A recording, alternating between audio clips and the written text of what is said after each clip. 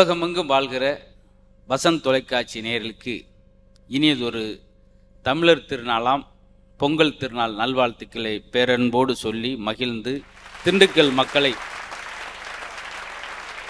பல்வேறு ரசனைக்கும் நல்ல உற்சாகத்திற்கும் நல்ல உழைப்புக்கும் சொந்தக்காரர்களான திண்டுக்கல் மக்களை வணங்கி இந்த பொங்கல் திருநாள் உங்களோடு தொடங்குவதில் நாங்கள் பெரிய மகிழ்ச்சியும் சந்தோஷம் அடைகிறோம்.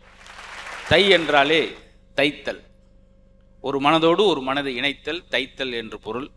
அதுதான் வளத்தை, நலத்தை, ஆரோக்கியத்தை, உற்சாகத்தை, தைரியத்தை அப்படின்னு சொல்லுவோம். எல்லாத்தையும் உங்களுக்கு ஒரு மனதாக கிடைக்க வேண்டும் சொல்லி இறைவனை கேட்டு வணங்கி நிரம்ப தலைப்புகளில் பேசியிருக்கிறோம். நீங்கள் கேட்டிருக்கீங்க. சில நேரம் ஏன் கேட்டிருக்கீங்கன்னு வருத்தம் பட்டிருக்கீங்க. ஆனால் இந்த தலைப்பு ரொம்ப கொஞ்சம் வித்தியாசமான, இது வரைக்கும் யாரும் பேசாத தலைப்பு. அப்புறம் ஏன் நீங்கள் பேசுகிறீங்க கேட்கக்கூடாது. யாரும் பேசாத எடுத்து கொஞ்சம் புது கோணத்தில் பட்டிமன்றத்தை கொண்டு செல்றதுக்காக 4 அறிஞர் பெருமக்கள் வந்திருக்காங்க. இந்த அருமையான நிகழ்வை உங்களுக்கு வழங்கி பெருமை சேர்த்திருக்கக்கூடிய, ஏன்னா திண்டுக்கல் நடத்தினோடனே முதல்ல கை கொடுத்து உற்சாகப்படுத்தியது திண்டுக்கலுக்கு நிறையா மகுடமாக இருந்தால் கூட அதில் தலைமகுடமாக இருக்கக்கூடிய பெருமை சேர்க்கக்கூடிய பிஎஸ்என்ஏ காலேஜ் ஆஃப் இன்ஜினியரிங் மற்றும் டெக்னாலஜி. இந்த இன்ஜினியரிங்கும் டெக்னாலஜியும் இந்த மாதிரி தென் மாவட்டங்களில் நிறையா மாணவர்களுக்கு கொண்டு சென்று, அதுவும் ஏழைப்புற நம்ம மாதிரி கிராம பகுதியில் உள்ள மாணவர்கள் ஊக்கப்படுத்துகிற ஒரு அற்புதமான கல்வி நிறுவனமாக, வெறும் கல்வியை மட்டும் தராமல் கல்வியோடு சேர்ந்து கலையும் எந்த நிறுவனம் தருகிறதோ அதான் சிறந்த நிறுவனம் சொல்லுவோம். அந்த வகையில் நம்முடைய பிஎஸ்என்ஏ நிறுவனத்திற்கு பெரிய நன்றி சொல்லி, அவருடைய மரியாதைக்குரிய சேர்மன் ஆர்எஸ்கே ரகுராம் ஐயா அவர்களுக்கும் நன்றி சொல்லி, அரசன் ரியல் எஸ்டேட் பிரமாதமாக நல்ல ஒரு பணியை செய்து வரக்கூடிய அவங்களுக்கு நன்றி சொல்லி, நண்பர் என்னுடைய நண்பர் தான் ஆர் கோம்ஸ் பிரமாதமாக அந்த நிறுவனத்தை நடத்தியவர், அவருக்கும் நன்றி சொல்லி, இன்னும் நிறைய உபகாரர்கள் இதில் குறிப்பாக நிரம்ப பரிசு பெற்ற விருது பெற்ற பெருமக்களாக இருக்காங்க. வெவ்வேறு துறையில் அஸ்ட்ராலஜியில் இருக்காங்க, நல்ல ஒரு மருத்துவம் கொடுக்கக்கூடியவர், அதோடு சேர்ந்து நல்ல கல்வி சேவை வழங்கக்கூடியவங்க, எல்லா துறையிலும் சாதித்தவர்கள் இந்த மேடைக்கு வந்து விருது பெற்றார்கள். இந்த ஆண்டு முதல் இன்னும் நீங்கள் வீறு நடை போட்டு இன்னும் வீரியமாக விசாலமாக உங்களுடைய சேவை தொடர வேண்டும் என்பதற்காக சின்ன உற்சாக டானிக் தான் இந்த விருது. அவர்களுக்கும் ஒட்டுமொத்தமாக பெரிய வாழ்த்துக்களையும் நன்றிகளையும் சொல்லி நாங்கள் மகிழ்கிறோம். கிட்டத்தட்ட 60க்கும் மேற்பட்ட தலைப்புகளில் 60 ஊர்களில் நடத்தி பட்டிமன்றத்தை நல்ல செய்தியை கொண்டு சென்றிருக்கக்கூடிய திரைப்பட இயக்குனர் அன்புக்குரிய யூசி துரைசாமி அவர்களுக்கும் இந்த இடத்தில் நன்றி சொல்லி, கேபி நாகேந்திரன் ஒருங்கிணைப்பாளர் அவருக்கும் நன்றி சொல்லி மகிழ்கிறோம். இப்போ உங்களுக்கான நேரம், எதை பற்றி யோசிக்காமல், கள்ளங்கவடம் இல்லாமல், கஞ்சத்தனம் இல்லாமல், ஒரு தடவை சிரிச்சா எவ்வளோ கிடைக்கும் அப்படிலாம் நினைக்காம மனசு விட்டு சிரிங்க. எப்படி ஒட்டடை அடிக்காத வீடு கவிப்பேர் சொல்வார், நீ ஒவ்வொரு நாளும் சிரிக்க மறந்த நாள் அன்னைக்கு நீ அந்த நாளே வீணடிக்கப்பட்ட நாள் அப்படின்றார். வாழ்க்கை வந்து ரொம்ப யார் கோடீஸ்வரனா நிறையா படித்ததை வச்சோ நிறையா பொருளாதாரத்தை சேர்த்த வச்சதில்லை. எவ்வளோ நேரம் மகிழ்ச்சியாக இருந்தாய்? புத்தர் ஒரு இடத்தனை பார்த்து கேட்டார், உன் வயசு என்ன அப்படின்னார். 25 அப்படின்னா. ஆனால் உன்னை பார்த்து 75 வயசு மாதிரி தெரியுதே. அதுக்கு அவன் சொன்னேன், ஐயா நான் மகிழ்ச்சியாகவும் சந்தோஷமாகவும் ஆனந்தமாகவும் இருந்த ஆண்டு 25 ஆண்டு, அதுதான் என்னுடைய வயசு அப்படின்னு அவர் சொன்னார். அதனால் எப்படி வாய்க்குள்ளே போகிற உணவு ருசியாக இருக்கணும், ரொம்ப டேஸ்ட்டாக இருக்கணும் அப்படின்னு சொல்லி விரும்புகிறோமோ, அதே போல் இந்த வாயிலிருந்த ஒரு வார்த்தையும் ருசியான வார்த்தையாகவும் இனிமையான வார்த்தையாகவும் மற்றவங்களை சந்தோஷப்படுத்துகிற வார்த்தையாக இருக்கும் என்பதற்காகத்தான் இந்த பட்டிமன்றம். இது இந்த 1 மணி நேரம் உங்கள் மனதை நல்ல பழுது பார்த்து, டிங்கரிங் பார்த்து, பாலிஷ் போட்டு, நல்ல பெயிண்ட் அடித்து நீட்டாக அனுப்புறதுக்கு தான் இந்த 4 பேர் வந்திருக்காங்க. அவங்களுக்கே பெயிண்ட் அடிக்க வேண்டியிருக்கு. இருந்தாலும் நான் சொல்ல வேண்டிய தகவலை சொல்கிறேன். ஆக இந்த 1 மணி நேரத்தை நீங்கள் நல்ல பிள்ளையா, ஏற்கனவே நீங்கள் எங்கள் ஜோக்கை கேட்டிருந்தா கூட புதுசாக கேட்குற மாதிரி விழுந்து விழுந்து சிரிங்க. நாங்களாவது சந்தோஷமாக போய்க்கிறோம். அதுதான் அழகான தலைப்பு வச்சிருக்கோம். இது வரைக்கும் வைக்காத தலைப்பு, மனச்சுமையை. பார்த்தீங்களா சார், நம்மளை காயப்படுத்துறதுக்கு சுற்றி 1000 பேர் இருப்பா சார். அந்த காயத்துக்கு மருந்தாக ஒரு 4 பேர் இருப்பாங்க. அதுதான் வாழ்க்கை இன்ன வரைக்கும் ஓடு. இந்த மாதிரி இந்த இதயத்தை ரொம்ப குழந்த மாதிரி பிறந்தலேருந்து நிறைவாழ்வு வரைக்கும் துடிச்சிக்கிட்டே இருக்குது சார். எல்லாத்துக்கும் லீவ் விடுற மாதிரி அது லீவ் விட்டால் என்ன ஆகும்? அந்த இதயத்தை ரொம்ப பக்குவமாக பார்த்துக்கிறது 2-3 விஷயந்தான் இருக்குது. சில நல்ல புத்தம் வாசிப்பதில் இன்பம் காண்பார்கள், பிறருக்கு சேவை செய்யும் போது சிலர் இன்பம் காண்பார்கள், ஆன்மீகத்தில் இருக்கும்போது. அது மட்டும் இல்லாமல் இசையை கேட்கும்போது சிலருக்கு டென்ஷன் குறையும். இதை விட ரொம்ப ஹைலைட்டானது, ஒரு விஷயத்தை காதில் கட்டு உடல் குலுங்கி கண்ணில் தண்ணி வர அளவுக்கு சிரிக்கிறான் பார்த்தீங்களா, அவருக்கு டாக்டரே தேவையில்லை சார், அந்த பணிக்கு தான் அவங்க வந்திருக்கான். ஆக இந்த மனச்சுமையை குறைப்பது பணச்சுவையா நகைச்சுவையா என்ற விவாதம். அதில் பணச்சுவை தான், பணம் இருந்தால் போதும் சார், எல்லாரும் தன்னை நோக்கி வந்துடும்.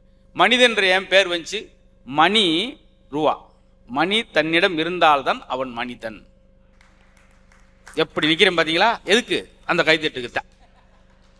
நீங்கள் ஏதோ முக்கியமான பாயிண்ட் உள்ள நினைச்சேன். எங்களுக்கு ஒரு நோயே என்னன்னா, ஒரு பாயிண்ட் கைதட்டு வராட்டி எனக்கு கபகபன் வேர்க்கும், குப்பு குப்புன்னு ஒரு மாதிரி ஆகும். அதனால அது முன்பக்கம் ஒரு விஷயத்தை சொல்லிட்டு நான் பெரிய இருமா போட உங்களை ஆசையாக வந்து உங்கள் முகத்தை பார்ப்பேன். பதிலுக்கு நீங்கள் என்னை திருப்பி பார்க்கக்கூடாது. ஏன்னா பார்வை போட்டியாக வச்சுருக்கோம், எதுக்கு பார்க்குறேன் ஏங்குறேன்னு அர்த்தம். யா சரிங்க யா. நல்ல மனம், நல்ல குணம். ஏன் உங்களை பார்த்து அப்படி சொல்கிறேன்னா, இந்த இடமே கோயில் மாதிரி மாறினதுக்கு என்ன காரணம்னா, இங்கே இருக்கிற எந்த முகமே கள்ளங்குடமில்லாத முகம். சிலர் பாருங்க, அப்படியே கல்யாண மண்டபத்தில் எல்லாம் சிரித்து சந்தோஷமாக வாழ்த்திக்கிட்டு இருப்பான். ஒரு 3-4 பேர் மட்டும் திருன்னு முழிப்பாங்க. அவனுக்கு என்னன்னா, செருப்பு ஒன்றும் சரியா அமையலையே, போன மண்டபத்தில் நல்லா இருந்துச்சு, அன்னைக்கு ஒரு கல்யாணம் மண்டபத்துக்கு வெளியே வந்து செருப்பு போட்டேன் சார், அங்கே உட்காந்துட்டு, ஹலோ சார் அது நான் பார்த்து வச்சிருக்கேன் அப்படின்னா, யோ ஏன் செருப்பியா உங்க அதை அப்போ போட்டு போங்க, அவனை மாதிரி நான் வந்திருக்கேன் போல. இப்படி ஒவ்வொரு ஆளும் ஒரு மனநிலை இருப்பான். இங்கே எல்லார் மனநிலை ஒரே மாதிரி இருக்கு. சிரிக்க தெரிந்தவர்கள், பிழைக்க தெரிந்தவர்கள், இங்கே அத்தனை பேருமே இந்த 1 மணி நேர நிகழ்ச்சியில் 3 வருஷத்துக்கு நீங்கள் டாக்டர்கிட்ட போக தேவையில்லை. உங்கள் சுகர் குறைஞ்சிரும், கொலஸ்ட்ரால் குறைஞ்சிரும், எல்லாமே குறைஞ்சிரும். காரணம் எங்களுக்கு கூடிரும். உங்களை சிரிங்க என்று பெரிய நைட்லேருந்து அவரெல்லாம் ஒரு நகைச்சுவை சொல்லி பார்க்குறாரு. இது சிரிப்பாங்களா ஐயோ அப்படின்னு 2 பேரும் ஃபோன் போட்டு பாவம் பதட்டத்தோடு வந்திருக்கான். ஆக மனச்சுமை குறைப்பது பணச்சுவை தான் என்று பேசுறதுக்கு இங்கல்ல அங்கல்ல அபிராம்பட்டினம், நாகப்பட்டினம் அதெல்லாம் தாண்டி கடற்கரை, வலது கால் வந்து தரையில் இருக்கும், இடது கால் வந்து கடற்கரை. அப்படி ஒரு வீடு அவங்க வீடு, கடற்கரை ஒட்டி ஒரு வீடு. அவருக்கு என்ன ஒரு வசதி அப்படின்னா, பல்லு மட்டும்தான் விளக்குவார், வாய் கொப்பளிக்கிறதுக்கு ஆண்டுகிட்டு இருந்தால் போதும், அலையே சட்டார்னு அடிச்சுட்டு போகும். கடற்கரை ஒட்டி விடுனா பாருங்க. அப்படி யாருக்கு சார் அமையும்? குழம்பு வைக்கிறதுக்குலாம் வெறும் மீன் சட்டியை மட்டும் வைப்பார், மீன் சட்டார்னு தவிரும், அடுப்பு பற்ற வச்சுருவார். அப்படி இயற்கையோடு இணைந்த வாழ்க்கை யாருக்கு சார் அமையும்? அவருக்கு அமைஞ்சிருக்கு. பார்த்தீங்களா, அபிராம்பட்டினம் நிறைய பட்டிமன்றம் பாட்டு மன்றம் எல்லாம் பேசுகிறார். கேட்குறாங்கன்றெல்லாம் அவருக்கு அந்த கவலை கிடையாது. நான் பேசுகிற பேர் கேளுக்க காட்டிப்போ அதுக்கு நான் செய்ய முடியும் அப்படின்னு சொல்லி அசால்ட்டா அன்னைக்கெல்லாம் கொண்டாடிறான். அன்னைக்கெல்லாம் நிற்காம ஒரு 3 நிமிஷம் கைதட்டு. ஏன்னா இவர் ஜோக்கர் நிறுத்தினால அவங்களுக்கு நிற்காம கைதட்டு. இதெல்லாம் நாங்கள் நகைச்சுக்காக சொல்லுவோம். ஆனால் நிரம்ப அவரும் பட்டிமன்ற நடுவராலாம் அவங்க பகுதியில் போகிறாரு. நிறைய பாட்டு மன்றங்களை பேசியிருக்காரு. எங்களோட டிவி தொலைக்காட்சி நிகழ்ச்சி, காமெடி நிகழ்ச்சியெல்லாம் பேசி பாடலோடு நகைச்சுவை ரொம்ப இயல்பாக சொல்லணும். சில நகைச்சுவை சொன்னான்னா இரங்கல் செய்தி சொல்கிற மாதிரி இருக்கும். அவனும் சோகமாகி நம்மளையும். ஒரு ஊரில் ஒருத்தன் இருந்தான் அப்படின்னும் போது அங்கே ஆடியன்ஸ் எல்லாம் போயிருக்கான். சொல்லும்போது சுகப்பிரசமாக சொல்லும். அது அவர் கைவந்த கலை. அபிராம்பட்டத்தை சேர்ந்த ராஜநிதி. ஒரு ஆளுக்கு பேர் அப்படி அமைஞ்சிட்டா போதும் சார். அதான் சார் எல்லாரும் எதிர்பார்க்குறது. பார்த்தீங்களா, பேர் அப்படி அமையும். எங்கள் ஊரில் ஒருத்தன் திட்டிக்கிட்டே இருப்பேன், போராள பார்த்து போயா எல்லாம் முகரையும் போய் அப்படின்னு. பேர் என்ன தெரியுமா? அவர் பேர் ஆசீர்வாதம். உறவே திட்டுறவனுக்கு பேர் ஆசீர்வாதம். எப்போ எங்களுக்கெல்லாம் ஒரு வாத்தியார் வந்தோடனே சப்பு நின்று சம்மந்தம்லாம் 2 பேர் அடிப்பார். அடிச்சு சட்டை கழிச்சு ராஸ்கல் பிரிச்சு விடுவேன் அப்படின்னு சொல்லிட்டு அன்பா இருக்கணும் எல்லாரும். அது ரத்த ஒளிக்கிட்டுக்கும் அன்பா இருக்கணும். எங்கள் ஊரில் ஒருத்தர் டல்லாவே இருப்பான், ரொம்ப சோகமாக இருப்பான். டல்லாவே இருக்க அவனுக்கு பிரகாசம்னு பேர். 13 பேர் சிரிச்சிருக்கீங்க. இந்த பிரகாசம் ஜோக்கை நானே கொஞ்சம் யோசித்தேன், இதை பிரசவம் பண்ணுவோமா, ஏன்னா அந்த ஜோக்கே டல்லாகி போச்சு வருங்க. இப்படி இல்லாமல் அது மாதிரி பேர் ஒரு ஆளுக்கு எல்லாமேன்னு சார். இப்போ திண்டுக்கல்னாலே உலக மக்களுக்கே தெரிகிற மாதிரி ஏதோ ஒரு வகையில் பிரசித்தி பேர். ஒரு பூட்டை சொல்கிறோம். பூட்டோட அழகு என்ன தெரியுமா? எப்பவுமே இருமையில் தான் உலகம் இயங்குது. பூட்டிட்டா அது திறப்பதற்கு ஒரு திறவுகள் உண்டு. அது மாதிரி ஒவ்வொரு பிரச்சனைக்கும் அதை முடிச்சு வைக்கிறதுக்கு ஒரு விஷயம் உண்டு. வெறுமனே பூட்டுன்னு மட்டும் சொல்லிக்கூடாது. எனக்கு என்ன ஒரு ஆச்சரியம்னா, எல்லார் வீட்லையும் பூட்டு தொங்குது. அப்போ யார் தான் திருடேன்? பார்த்தீங்களா? இந்த மாதிரி சென்சிட்டிவாக பேசுனா கோவப்படுறாங்க. இது இவருக்கு தேவையில்லாத வேலை சார். குருவி சோக்கு சொல்லிட்டு குந்திராப்புல போக வேண்டியான, பூட்டுன்றாரு, லாக்குன்றாரு, லாக் ஆகி போயிடக்கூடாது. ஆக பணச்சுவை இந்த அணி அவங்க நிறையா நகைச்சுவைன்னு பேசினா கூட முடிஞ்சு போகும்போது பணம் வாங்காமல் போக மாட்டாங்க. பேச்சு தான் அப்படி. பணமா குணமான்வாங்க. குணம்தான் அப்படின்னு கீழே வந்துட்டு என்ன 1000 ரூபா குறைச்சிட்டீங்க அப்படின்றாரு. அப்படித்தான் இருக்கு. ஆக அதே அணிக்கு பணச்சுவை தான் ஒரு மனுஷனுக்கு மனச்சுமையை குறைக்குது. பணம் இருந்தால் போதும் சார். கையில் காசு இல்லாதவன் கடவுளானாலும் கதவை சாத்தடி, ஒரு வாசம் உண்டு. பார்த்தீங்களா? காசு இல்லாட்டி கணவனானாலும் அவ்வளோதான். அப்படி ஒரு ஹோட்டலில் பார்த்தீங்களா, ஒரு வீட்லையே கதவை துறடியே யாருங்க அப்படின்னுச்சு அந்த அம்மா. கொரோனா டயத்தில் நான் தாண்டி உன் புருஷன், பாஸ் இருக்கா அப்படின்னு இருக்கு. அதுதான் விஷயம். அதனால அந்த வாசம் சொன்னது. கடவுளே வந்தால் கூட இப்போ அவரே கேட்குறார், என்ன போன் வச்சிருக்கீங்க சாமி, அப்படி ஆண்ட்ராய்டு போனா அப்படின்னு. எல்லா இடத்துலையும் பணம் முக்கியத்துவமாக இருக்கு சார். பணம் இல்லாதவன் பிணம், பழமொழி எவ்வளோ இருக்கும் பாருங்க. கோமணத்தில் காசு இருந்தால் கோழி உப்பிட பாட்டு வரும். என்னன்னு போய் சந்தோஷமாக போவேன். காசு இல்லாட்டி பரவாயில்ல.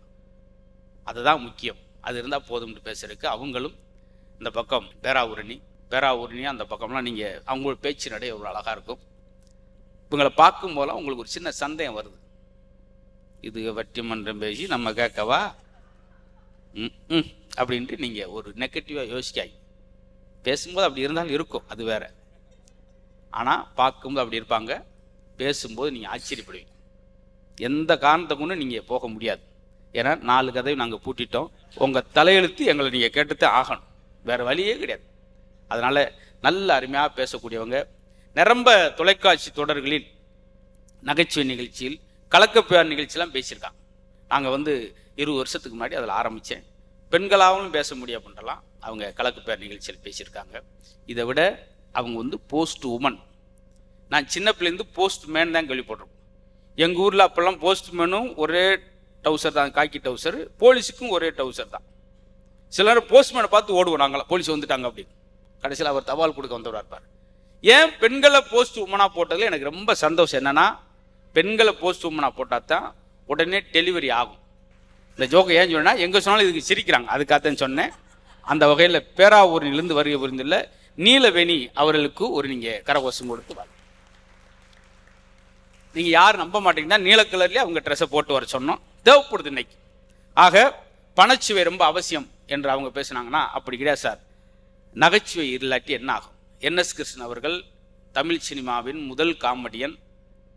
அவர்கிட்ட இருந்துதான் கொடைவள்ளல் என்று சொல்லக்கூடிய எம்ஜிஆர் அவர்கள் பிறருக்கு கொடுக்க வேண்டும் என்று எண்ணத்தையே கற்றுக்கொண்டார். அப்படியாப்பட்ட NS கிருஷ்ணன் அவர் ஊர் நாகர்கோவிலுக்கு போகும்போது திருமங்கலம் தாண்டி சாத்தூர்கிட்ட அவர் கார் சாஞ்சிருச்சு.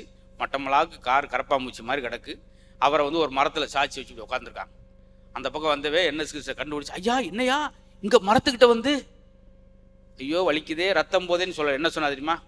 ரொம்ப தூரம் சென்னையிலேருந்து வந்தேன் தம்பி, டயர்டாக இருக்கும், கார் உட்கார் ரெஸ்ட் எடுக்குது, நான் ஒரு பக்கம் மரத்தில் சாஞ்சு ரெஸ்ட் எடுக்கிறேன். இந்த இடத்துல யாராவது நகைச்சுவை பண்ண முடியுமா சார்? அப்படியே இருந்தனால தான் அவர் இன்னைக்கு உலகம் கொண்டாடுகிறது. நகைச்சுவைக்காக நடித்ததுக்காக ஒரு மனிதருக்கு சிலை வைத்திருக்கிறார் என்றால் அதுவும் NS கிருஷ்ணன் தான். எந்த சூழல் அதே போல MR ராதா அவர்கள், அவரு இதே மாதிரி தான். ஆச்சரியமா இருக்கும். அவர்கிட்ட கேட்டாங்க கோர்ட்டில், மிஸ்டர் MR ராதா, துப்பாக்கியால் ராமச்சந்திரன் சுட்டிங்களே, உங்கள் துப்பாக்கிக்கு லைசன்ஸ் இருக்கா அப்படின்னாங்க. அவர் பாருங்க, அவர் எந்த இடமும் பார்க்க மாட்டார். நான் யாரை சுட்டனோ அந்த ராமச்சந்திரன் உசுரோடு இருக்கார், நானும் உசுரோட தான் இருக்கேன். அப்புறம் எதுக்குயா அதுக்கு லைசன்ஸு? துப்பாக்கியில் ஒருத்தர் இறந்த உடனே தானே லைசன்ஸு. இது ஒரு துப்பாக்கி, இது ஒரு லைசன்ஸ் வேறு நான் வாங்கணுமா அப்படின்ட்டு. இப்படி இயல்பாகவே பேசுகிறவங்க வாழ்க்கையெல்லாம் ரொம்ப மகிழ்ச்சியாக இருந்துச்சு.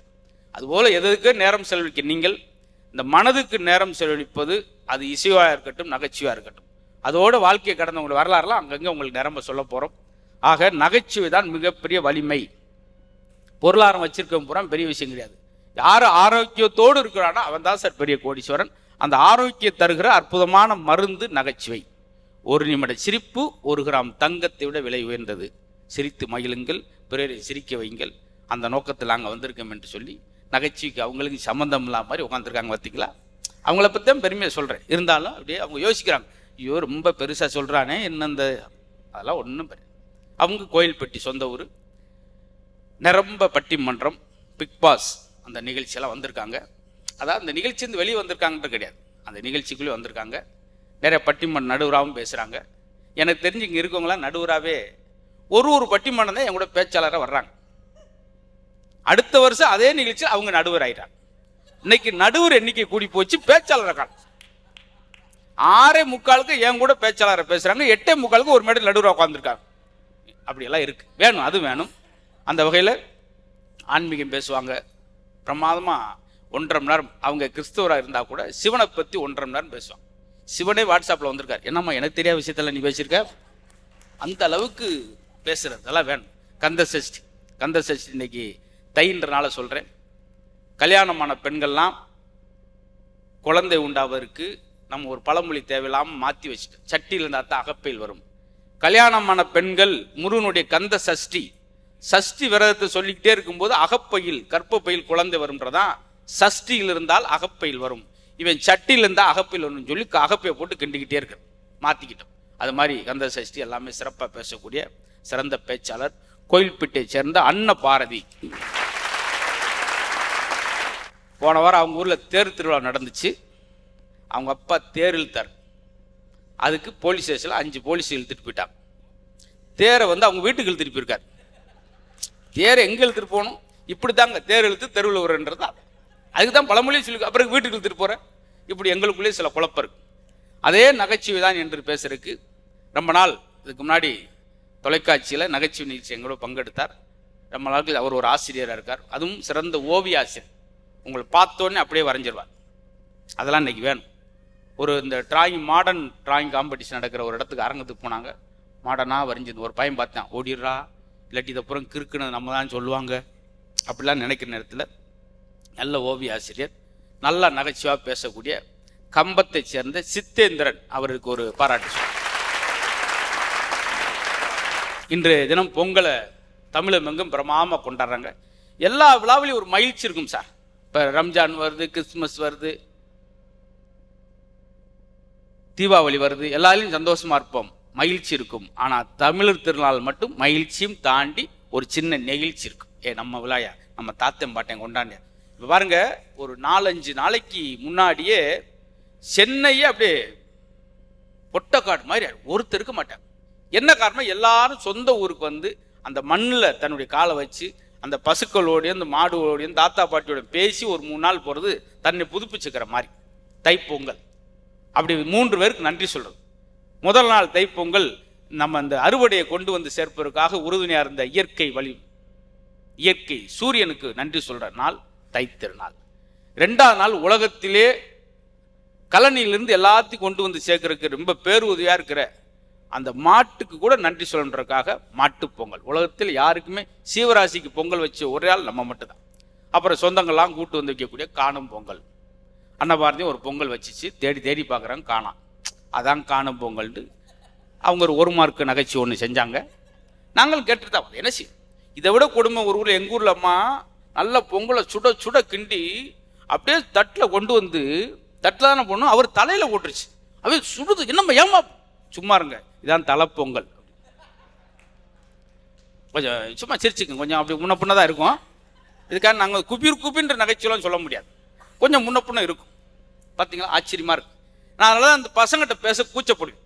எது கேட்டாலும் அவனா ஒரு பதில் சொல்லுவேன். என்னடா அந்த பொங்கல் எப்படி போச்சு, வாய் வழியாக தான். அப்புறம் அந்த வழியில் போகிறத விட்டுட்டேன். எவ்வளோ யூனிக்காக பேசுகிறேன் பார்த்தீங்களா சார், இதெல்லாம் கொண்டாடுறேன் சார். 85 வயசு பாட்டி உட்காந்துருக்கு, பின்னாடிவே இப்படி கண்ணை மூடுறான், பாட்டியோட கண்ணை. ஏப்பா என் கண்ணை மூடுற, நீ கண்ணை மூணாத்தான் சொத்தலாம் எனக்கு கிடைக்குமாமே. இத்தனை வயசாச்சு நம்ம பேசியிருக்கோமா. இது என்னது, இதெல்லாம் தலைப்பு நகைச்சுவையே, சும்மா வெறுமனே பேசி நினைக்காது. எதுக்கு பாட்டி சோக்கு இந்த நேரம் சொல்கிறேன் நினைக்காது.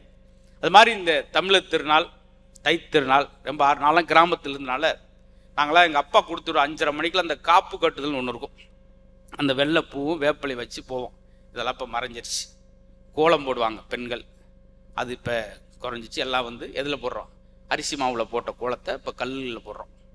அரிசி மாவில் ஏன் கோலம் போட்டாங்கன்னா, எறும்பு, வண்டு, பூச்சி, சின்ன சின்ன சிற்றெறும்புகளோட வீட்டுக்கு வரும்போது அது வெறுமனே அனுப்பக்கூடாதுக்கு, அதுக்கு விருந்தோம்பல் பண்ணி அனுப்ப வேண்டும் என்பதற்காக, பசி அறுவதற்காக அரிசி மாவில் போட்டது.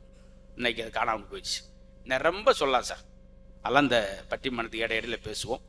நீங்கள் நன்றாக ரசிக்கணும், மகிழ்ச்சியாக இருக்கணும். அதுதான் இந்த புத்தாண்டை அன்போடு வரவேற்கிறதும் இந்த தமிழ் திருநாளை கொண்டாடுவதற்கு காரணமாக தான். இந்த ஆண்டு முதல் நேர்மறை எண்ணத்தோடு பாசிட்டிவாக நம்ம இயங்கணும் சார்.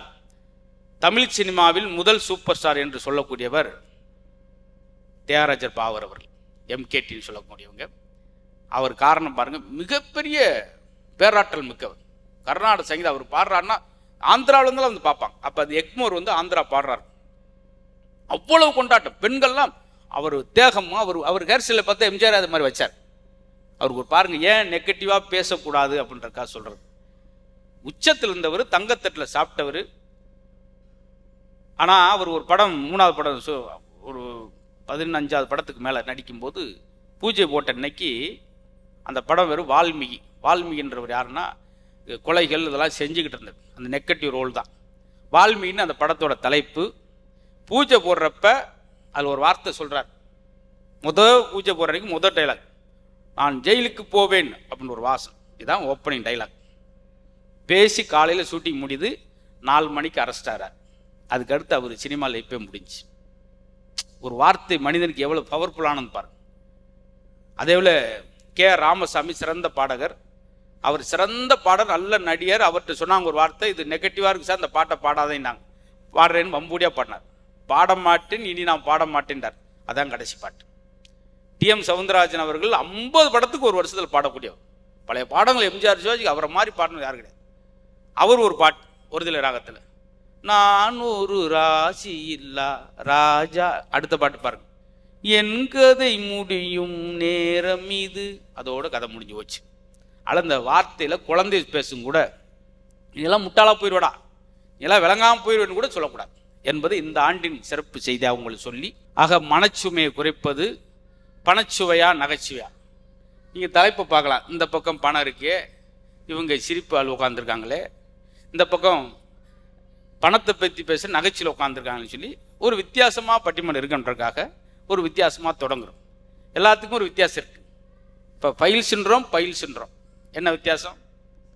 ஃபைல்ஸை வந்து ஆஃபீஸில் உட்காந்து பார்க்குறோம், இந்த ஃபைல்ஸுக்கு பார்த்து உட்காரோம். அது மாதிரி எல்லாத்துக்கும் வித்தியாசம். எங்கள் பட்டிமன்றத்தை வித்தியாசமாக தொடங்கியிருக்கிறோம். மீண்டும் ஒரு முறை தமிழ் சொந்தங்களுக்கு இனியதொரு தமிழர் திருநாளாம் பொங்கல் திருநாள் நல்வாழ்த்துக்கள் அன்போடு சொல்லி இப்பொழுது பட்டிமன்றத்தை நாங்கள் தொடங்க போகிறோம். மனச்சுமையை குறைப்பது பணச்சுவையா நகைச்சுவையா என்ற விவாதத்தில் முதலாவதாக ராஜநிதி அவர்கள் பணச்சுவைதான் மனச்சுமையை குறைக்கிறது என்று பேச வருகிறார். அவருக்கு நல்ல உற்சாகமான கரகோஷம் கொடுத்து வருகிறார்.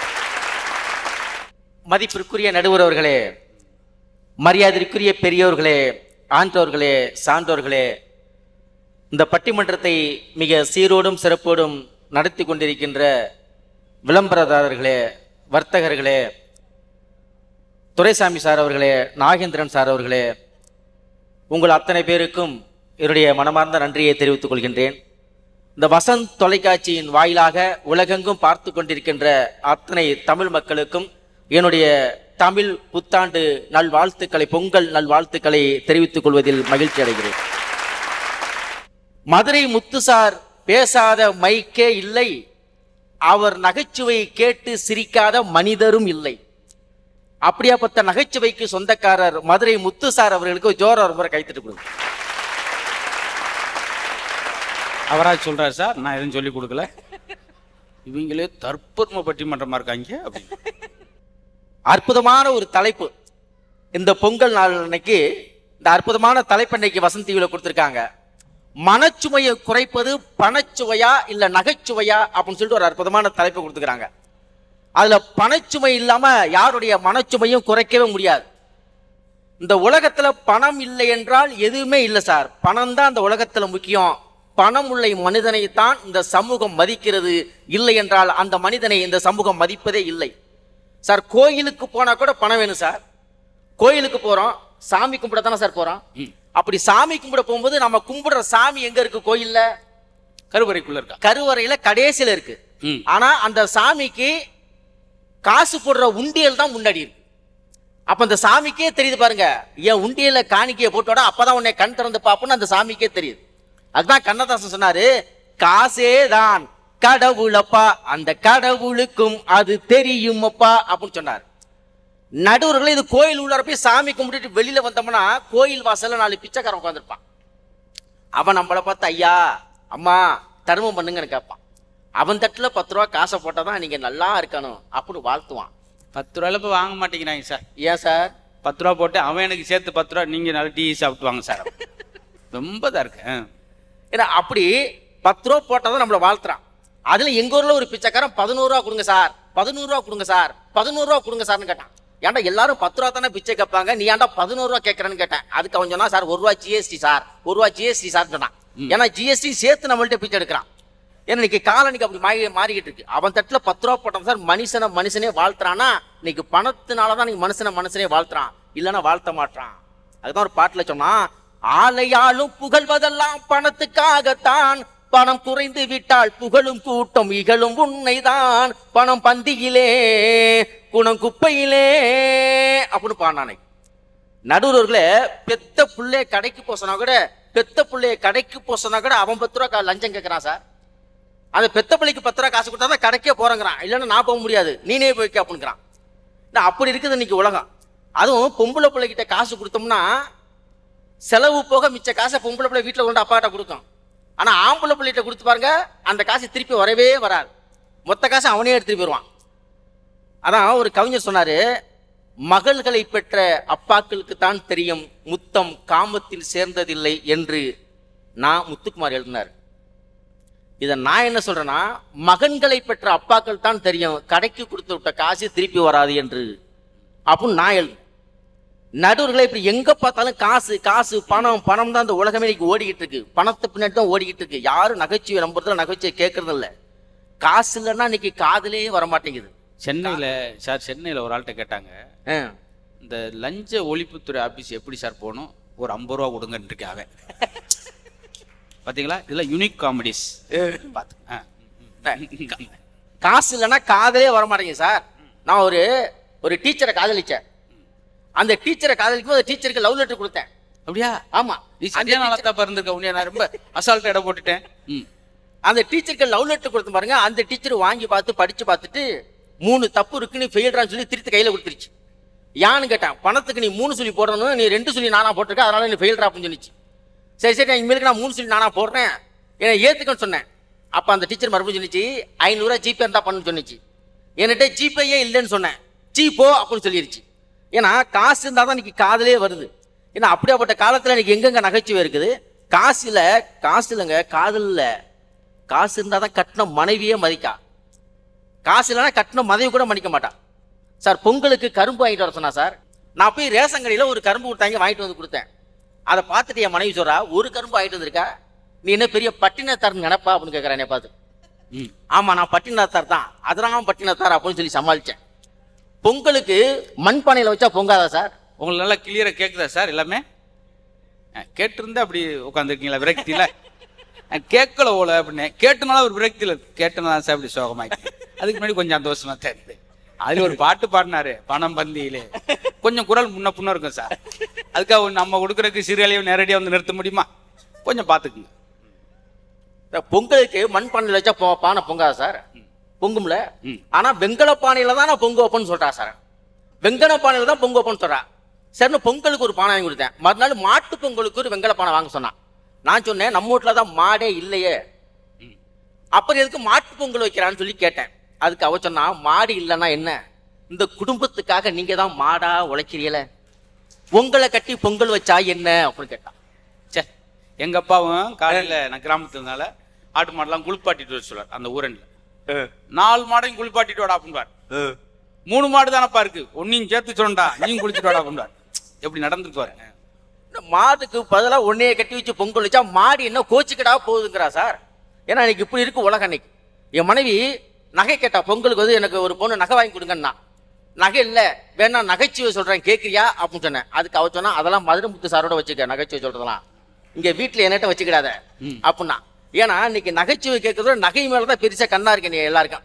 ஏன்னா இன்னைக்கு நகைச்சுவை யாருமே கேட்கறதில்ல. ஏன்னு கேட்டாக்க சார், நம்ம நாட்டுல பாதி பேர் பிஸியா இருக்கான், மீதி பேர் பசியோட இருக்கிறான். பிஸியா இருக்கிறவன் போய் சோக்கு சொல்லுங்க சிரிப்பான், பசியோடு இருக்கிறவன் சோக்கு சொன்னா அவன் முறைச்சி பார்ப்பான். பசியோடு இருக்கிறவனுக்கு சோறு போடுங்க, அப்பதான் அவன் சிரிப்பான். அதுதான் நாங்க சொல்றோம் சார். மகாத்மா காந்தி சார், மகாத்மா காந்தி போட்டாவை எல்லா நோட்லையும் போட்டாங்க. ஆனா மகாத்மா காந்தி போட்டாவை எல்லா நோட்லையும் போட்டாங்க. ஆனா மகாத்மா காந்தியோட போட்டோவை பாருங்க, ஒவ்வொரு நோட்டுக்கும் ஒவ்வொரு வித்தியாசமா சிரிச்சிருப்பார். 10 ரூபா நோட்ல ஒரு மாதிரி சிரிச்சிருப்பாரு, 100 ரூபா நோட்ல ஒரு மாதிரி சிரிச்சிருப்பாரு, 500 ரூபா நோட்ல ஒரு மாதிரி சிரிச்சிருப்பார். நோட்டுக்கு தகுந்த மாதிரி காந்தியோட சிரிப்பே இருக்குன்னா சாதாரண ஏழை மக்களோட சிரிப்பு எப்படித்தான் சார் இருக்கும்? பணத்தை பார்த்தா சார் சிரிக்கிறான் மனுஷன், இல்லைன்னா சிரிக்க மாட்டான். மகாகவி பாரதியார் சொன்னாரு, எத்தனை கோடி இன்பம் வைத்தாய் இறைவா அப்படின்னார். எத்தனை கோடி இன்பம் வைத்தாய் இறைவான்னு சொன்னார்ல மகாகவி பாரதி. கோடி கோடியா பணம் இருந்தா சார் இன்பமே வருது. அது மகாகவி தெரியுது, நம்மளுக்கு தெரியாதா? பணம் வேணாம், காசு வேணாம், சொந்தம் வேணாம், ஊரு வேணாம், உறவு வேணான்னு எல்லாத்தையும் வெறுத்துட்டு போதி மரத்தடியில போய் உட்கார்ந்தாரு புத்தர். ஆனா பணமே வேணான்னு சொல்லிட்டு போன புத்தருக்கு தாய்லாந்துல 21 கோடி ரூபாய்க்கு செலவு வச்சிருக்கான். அதுக்கு கூட பணம் தான் சார் வேணும். பணம் இல்லைன்னா இந்த நாட்டில் ஒண்ணுமே பண்ண முடியாது சார். சார், கிளை இல்லாத மரத்துக்கு பறவைகள் வராது, பணம் இல்லாத வீட்டுக்கு உறவுகள் வராது சார். இன்னைக்கு முடிச்சுக்கிறேன். ஒருத்தனுக்கு முடியல அப்படின்னு சொன்னா டாக்டர் கிட்ட போன உடனே டாக்டர் உட்கார வச்சு என்னமா சொல்றாரு? வாயத்தர அப்படின்னு சொல்லுவார். வாயை திறந்தோன்னே அந்த டாக்டர் டார்ச் லைட் அடிப்பார் வாய்க்குல. டார்ச் லைட் அடிச்சு வாய்க்குள்ள பாக்குறான்னு நினைக்காதீங்க. வாயில அடிக்கிற மாதிரி நேரம் பாக்கெட்ல அடிப்பார். பாக்கெட்ல அடிச்சு 500 தாள் இருந்தாருன்னா மாத்திரை மருந்து எழுதுவார். 2 500 தாள் இருந்துச்சுன்னா டானிக் எழுதுவார். 3 500 தாள் இருந்துச்சுன்னா ஸ்கேன் எழுதுவார். 4 500 தாள் இருந்துச்சுன்னா சிடி ஸ்கேன் எழுதுவார். அப்படி எதுவுமே இங்க இல்லைன்னு வச்சுங்களேன், உன்னை இங்க பார்க்க முடியாது, தர்மாசிபத்திரிக்கு போடான்னு எழுதி கொடுத்துருவார். இதுதான் இன்னைக்கு நடந்துகிட்டு எல்லா உலகத்துல, இன்னைக்கு எல்லா ஆஸ்பத்திரியும். நடுவுல ஆம்புலன்ஸ்ல ஏத்திட்டு போறாங்கல்ல, முடியாதவங்கள, விபத்துல ஏற்பட்டவங்கள ஆம்புலன்ஸ்ல ஏத்திட்டு போறாங்க ஆஸ்பத்திரிக்கு. எதுக்கு ஏத்திட்டு போறாங்க? விரைவா போய் அந்த உயிரை காப்பாற்றப்படணுங்கிறதுக்காக தான் ஆம்புலன்ஸ்ல ஏத்திட்டு போறாங்க. அப்படி ஆம்புலன்ஸ்ல ஏத்திட்டு போற எல்லா உயிரும் காப்பாற்றப்படுதா? காப்பாற்றப்படலையே. ஏன்? அதுதான் ஒரு கவிஞன் கவிதை எழுதுனா, சிகிச்சை பலனின்றி இறந்தவர்களை விட சிகிச்சைக்கு பணமில்லாமல் இறந்தவர்களே அதிகம் சார். அதனால பணத்தினாலதான் மனுஷன் சிரிப்பான், பணத்தினாலதான் இன்னைக்கு உறவுகள் நிலைக்கும் சார். சார், இறையன்பு IAS அவர்கள் ஒரு கவிதை சொன்னாரு, பட்டு போன மரமும் விட்டு போன உறவும் முட்டி முயன்றாலும் முகிழ்க்காது, இது பணத்தினாலதான் உறவு நிலைக்கும், பணம் இருந்தால்தான் மனிதன் சிரிப்பான் என்று சொல்லி நகைச்சுவையால் பிஸியா இருக்கிற மனிதன் தான் சிரிப்பான், பசியோடு இருக்கிற மனிதன் சிரிக்க மாட்டான். எனவே ஒரு மனிதனுடைய மனச்சுமையை குறைப்பது பணச்சுமையே பணச்சுமையே பணச்சுமை என்று சொல்லி மீண்டும் அத்தனை பேருக்கும் பொங்கல் நல்வாழ்த்துக்களை சொல்லி விடைபெறுகிறேன். நன்றி, வணக்கம். ரொம்ப பிரமாமா தொடங்கியிருக்கார். பணத்தோட பெருமை, பணம் வந்தால் என்ன ஆகும், அது இல்லாட்டி என்ன ஆகும் பாருங்க. சிகிச்சை பலனின்றி இறந்தவரை விட சிகிச்சைக்கு பணம் இல்லாமல் இறந்தவர்கள் நாட்டில் அதிகம். அந்த ஒரு பாயிண்டே போதும், நீங்கள் 2 பேரும் வீட்டுக்கு கிளம்பலாம். உங்களுக்கு 11க்கு துரு பஸ் இருக்குது திருநெல்வேலிக்கு, நீங்கள் கிளம்பலாம். பார்த்தீங்களா, இதுலேருந்து என்ன தெரியுது? ஆனால் இவங்க என்ன சொல்ல போகிறாங்கன்னா, மகிழ்ச்சி பிறரை நீ மகிழ்ச்சிப்படுத்துவதில் இருக்குது. இந்த திருமங்கலம் பக்கத்து என் ஊர், எங்கள் அப்பத்தா திண்ணையில் உட்காந்துருக்கு. பக்கத்து வீட்டு கிளை வந்து எங்கள் அப்பத்தாட்ட கேட்குது, உன் பேரை என்ன வேலை பார்க்குறான், தினமும் பேண்ட் ஷர்ட்டை போட்டு போகிறான், இதுக்கு தெரியலன்னா தெரியலன்னு சொல்ல வேண்டியானே, என் பேரன் சிரிப்பு காட்டுற வேலை செய்கிறான், எப்படி என்னை கவலைப்படுத்தியிருக்குவார் 2 பேரும் உட்காந்து. அது உடனே அது அப்படியா, என்னது இந்த நாடகத்தெல்லாம் பப்புனா வருவான், அது வாட்டுக்கு தொடர்ச்சியாக பேசுதுங்க, நான் போதும் நம்மளை நிறுத்துங்க அப்படின்னு. அப்படி இருக்கும். ஆனால் இன்னைக்கு நான் ஒரு வார்த்தை சொல்லி பாருங்க, மகிழ்ச்சி பிறரை மகிழ்ச்சிப்படுத்துவதில் இருக்குது. சில ஊரில் பார்க்கவே முடியாது சார். நான் ஒரு 17 வருஷத்துக்கு முன்னாடி ஒரு சின்னதாக ஒரு கார் ஒன்று வாங்கினேன். காரை வாங்கிட்டு போய் வீட்டுக்கு முன்னு நிறுத்தணுன்னா எங்கள் வீட்டுக்கு எதிர்த்தாப்போ ஒரு 5 பேர் ஒன்றா கூடி எவ்வளவு காரு அப்படின்னாங்க. 11 லட்ச ரூபா தான் சொன்னேன். 11 அப்படின்னாங்க. 3ஆம் நாளே கேரளா போய் நான் 11 லட்ச ரூபாய்க்கு கார் வாங்கினேன். அவங்க 13 லட்ச ரூபாய்க்கு செய்வனை செஞ்சுருக்காங்க. செஞ்சு தகடை வாங்கி எங்கள் வீட்டுக்குள்ளேயே பதிச்சிருக்காங்க. நான் உடுக்க கேட்டு கேட்டு தென்புறத்தில் இருக்கு, ஆழமா இருக்கு அப்படின்ட்டா. நானும் எங்கள் அப்பா நைட்டெல்லாம் தோன்றோம். தண்ணி வந்துருச்சு, அவர் கொஞ்சம் வேகமாக கடப்பா, பெட்ரோல்லாம் வந்துச்சு, ஆனால் தகடு வரல. எவ்வளவு வெறி கொண்டு வந்து கடல் கடியில் போச்சு வச்சுட்டு வந்திருக்கேன். இப்படிதான் சார். இப்ப நானே பாருங்க, நேர இடத்துல ஜோக் சொல்றேன், சிரிக்க மாட்டேங்கிறான். என் கஷ்டத்தை சொல்றேன், கக்கன்னு சிரிக்கிறேன். என் வீட்டில் தகடு வச்சக்கு எல்லாரும் சிரிக்கிறீங்க பார்த்தீங்களா? யாராவது ஒரு ஆள் சார் பாவம்ப்பா என்னப்பா அப்படி ஆயிடுச்சு அப்படின்னு சொல்றீங்களா? இப்படித்தான் இருக்கு சார். என்ன செய்ய சொல்றீங்க? அதனால அடுத்த ஆள் முகத்தில் இன்பத்தை பார்க்கறது ரொம்ப குறைவு சார். அப்படி பார்த்தவர்களாம் ரொம்ப பக்குவமான மனிதா இருந்திருக்காங்க, ரொம்ப நாள் இருந்திருக்காங்க சார். நமக்கு பிடித்தவர்களாம் நம்மோடு இருக்க வேண்டும் என்று நினைப்பதை விட, நமக்கு பிடித்தவர்கள் நம்மோடு இருக்க வேண்டும் என்று நினைப்பதை விட நலமோடு இருக்க வேண்டும் நினைத்து பாருங்கள். இந்த தேசம் அழகமா இருக்கும், இந்த ஊர் நல்லா இருக்கு, நம்ம மனநிலை நல்லா இருக்கும். அப்படி சொல்லிதான் அவங்க வர்றாங்க. ஆரோக்கியத்திற்கான ரொம்ப அடிப்படை சிரிப்பது. நீங்க பாருங்க, காலைல வாக்கிங் போறீங்களே, வாக்கிங் எப்படி இருக்கு? கையை வீசி வீசி நடக்கணும் சார். சடக்கு சடக்கு சடக்கு பெரிய பெரிய எட்டை வச்சு செல்போன் பேசிக்கிட்டு கூட ஒருத்தன் பேசிக்கிட்டு என்ன அப்படி என்ன ஒன்றும் ஆகாது. வேர்க்கன் உடம்பு, அசுத்த நீர். வியர்வை சேமிக்கிறவன் வியாதியை சேமிக்கிறான். வியர்வை வெளியே வரணும், வீசி வீசி நடக்கணும். 10,000 அடி காலையில் அதிகாலையில் 5:30 மணிக்கு டிஷர்ட் நனையணும். 3/4 மணி நேரம் கழிச்சு டிஷர்ட்டை கழுத்து புளியணும், இல்லாட்டி சுகர் ஒன்னியை புளிஞ்சிரும். இதான வாக்கிங். நம்மளால எப்படி வாக்கிங் போறேன் தெரியுமா? 5 ஸ்டெப்பு போறேன், 5 உளுந்த விட ஒன்று லவக்குன்னு செம்மராடி மாதிரி மேயிறான். இங்கிட்டு 2 ஸ்டெப் போறேன், டீ ஒன்று போடனேன் ஸ்ட்ராங்கா. இங்கிட்டு போறேன், அதான் போண்டாவா பார்சல் கட்டினேன். கடைசியில் ஐயோ 560 இருக்கா மாப்பிள்ள சுகர், உனக்கு எவ்வளோ இருக்கு? 880, பரவாயில்ல அப்படின்னு. இந்த சுகர்காரங்களா சேர்ந்தான்னா அப்படி இருக்கும், வேற எதை பற்றியும் பேச மாட்டான். உங்களுக்கு எவ்வளோ போகுது? நம்மளை 300 போகுது. அவனுக்கு 10 பாயிண்ட் குறைஞ்சுன்னா அவன் பதறான். ஆக மொத்தம் வாக்கிங் எப்படி இருக்கான் நம்ம ஊரில்? நடையில் ஆரம்பித்து வடையில் முடியுது. இந்த மனச்சுமையை குறைக்கிறதுக்கு மனம் ஒரு அருமையான இருக்கிற உறுப்புலேயே இந்த 250 கிராம் எடை உள்ளதான் அவ்வளவு விஷயம். அதனால் எல்லாருமே என்ன சொல்கிறேன்? காதலுக்கா இதயத்தை தருவேன், உனக்கா இதயத்தை தருவேன். எப்போ 300 வருஷமா இத்தனை உறுப்பு இருக்கு உடம்புல, யாரா ஒரு ஆள் காதலுக்காக என் கணையத்தை தருவேன் எங்க சொல்லியிருக்கானா? உனக்கா என் பித்தப்பையை தருவேன், உனக்கா என் கல்லீரவே தருவேன். இந்த இதயத்தை மட்டும்தான் சொல்றோம்னா அது அவள் அழகானது சார். ஆக இந்த இதயத்தை இன்பமாக வச்சுக்கிறது நகைச்சுவை தான். இப்போ சிரிக்கும்போது பார்த்தீங்களா எல்லாரும் எவ்வளோ அழகா இருந்தீங்க. அதுவும் பெண்களுக்கு பொன்னகையோட புன்னகை தான் அழகு. இங்கே கைதட்டு வரலைன்னா அதுக்கு 150 ரூபா தனியாக வவுச்சர் போட்டிருக்கோம். எல்லாம் நாங்கள் ஆடியன்ஸ் எதிர்பார்த்து வர்றது கிடையாது அப்படின்னு டப்பு டப்புன்னு தட்டிடுவார்.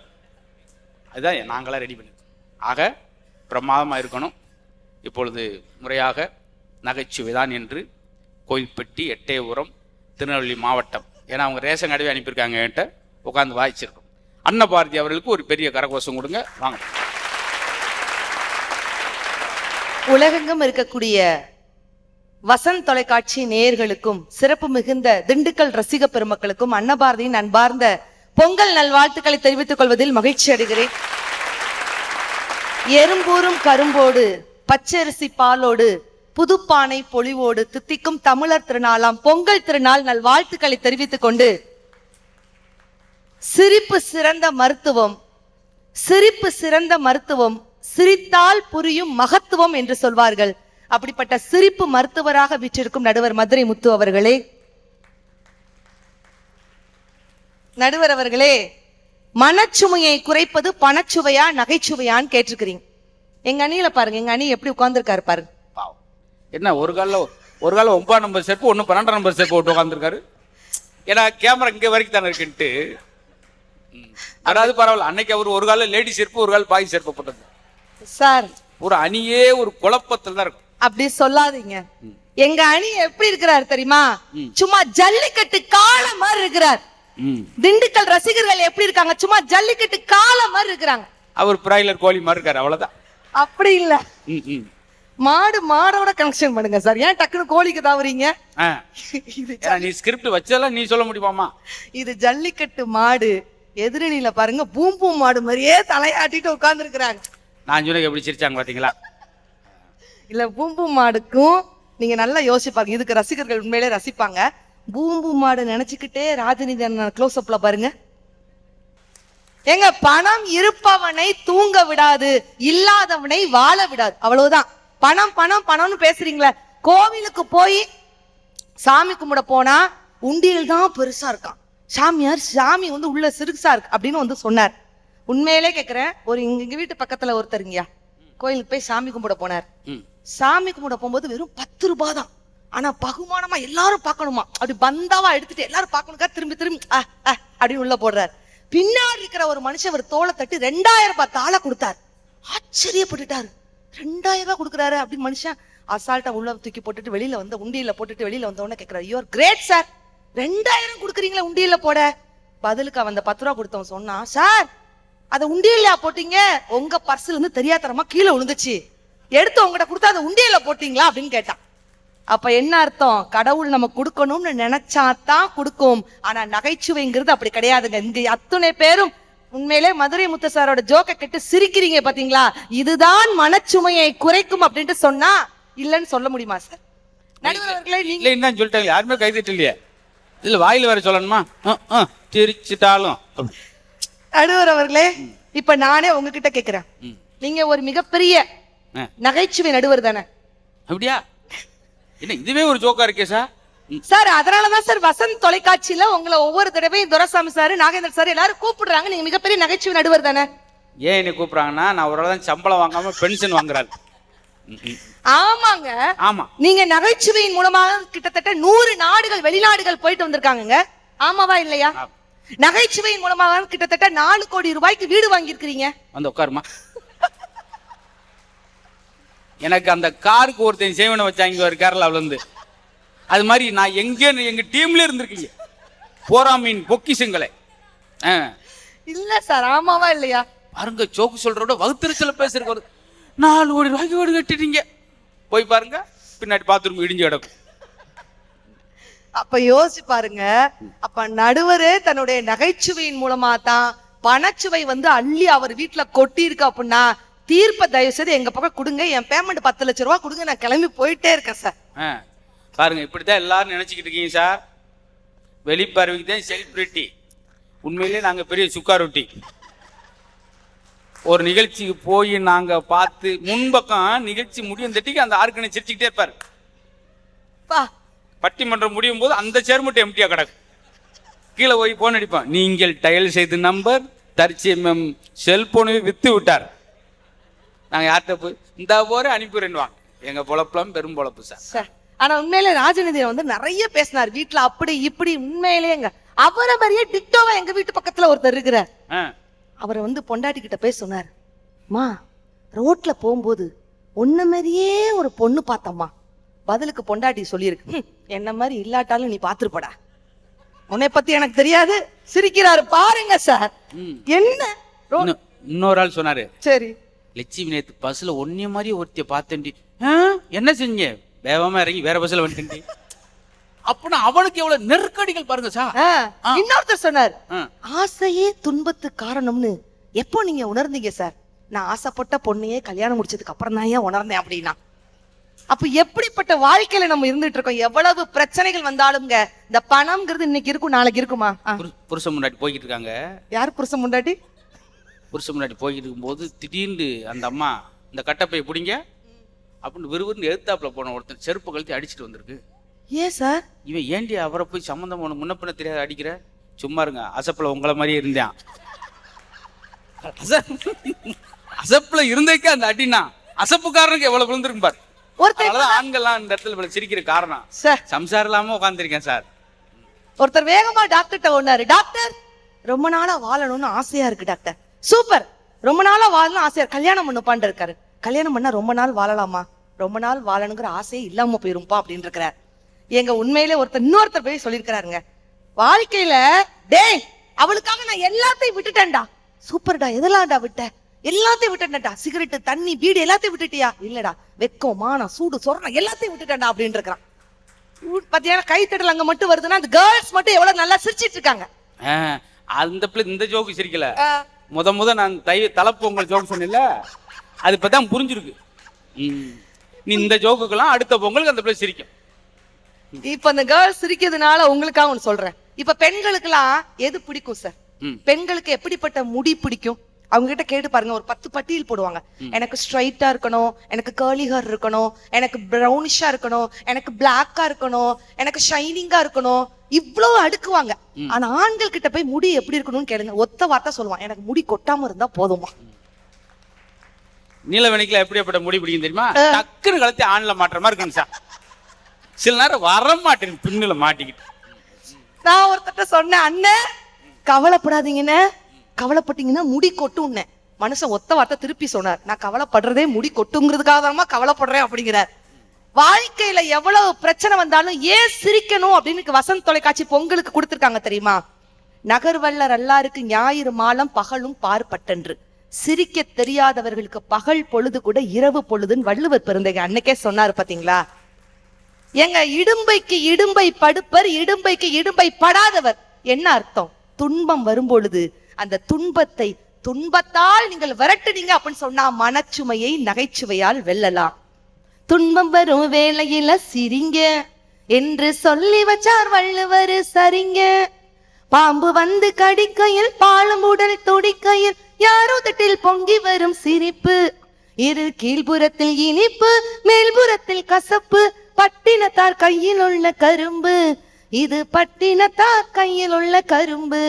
நான் சிரிக்கிறேன் சிரிக்கிறேன் சிரிப்பு வல்ல, நான் அழுகிறேன் அழுகிறேன் அழுக வல்ல. நன்றி ஐயா. ஏன்ட்டு இந்த பாட்டு ஒருத்தன் பண்ண அப்படிங்களா? சிரிக்கிறேன் சிரிக்கிறேன் சிரிப்பு வல்ல. ஏன் பாப்பனே உங்க ஜோக்க பாத்துக்கிட்டு இருக்கேன் ஐயா. அவன் பாருங்க என்ன ஒரு வேதனைப்படுத்திட்டு போறேன். பேச்சுக்கு கவுண்டர் போட்டா பரவாயில்ல, பாட்டுக்குமா கவுண்டர் போடணும்? ஆனா என் வீட்டுல சார் அப்படி நகைச்சுவை பீரிட்டு பொங்கும் சார். அப்படியா? கொஞ்சம் கதவெல்லாம் அடைச்சு வைக்குமா, வெளியே வந்து விழுந்துடாம. உண்மையிலேயே அவங்க சொன்ன மாதிரி ஃபேமிலி ஒரு நகைச்சுவையான. Thank you so much sir. அவங்க தாத்தா அந்த பொங்கலுக்கு பொருத்தமானவர் ஐயா. எதனால கொஞ்சம் பார்த்து சொல்லுங்க. தாத்தாவும் சரி உங்க அப்பாவும் சரி, ஆமா, எப்ப ஜல்லிக்கட்டு எங்க நடந்தாலும் அல்ல 6 மணிக்கெல்லாம் போயிடுவார். நன்றி. பாக்குறதுக்கு தான். அதுல அவங்க தாத்தா அவர் தான் கடலை பருப்பு வியாபாரம் பாக்குறவரு. அதுல என்ன கொடுமைன்னா ஜல்லிக்கட்டு காலை அடக்க ஒரு 5 பேர் டவுசரோட இருந்தாங்க. அவங்கள ஒண்ணும் மாடு ஒண்ணும் செய்யல. இவங்க தாத்தாவை குத்தி குடலை ஓடி அந்த வேலை பாக்க நீங்க உடுக்குற ரூபாய்க்கு எங்க தாத்தாவளமாடா போட்டு தருவீங்க அப்படி. பட்டிமன்றத்துல எங்க தாத்தா சித்தப்பா பெரியப்பா எல்லாரும் வந்துட்டாங்க, ஆனா பட்டிமன்ற தலைப்பு போட மாட்டேங்குது. நான் எப்படிப்பட்ட ஆள் தெரியுமா சார்?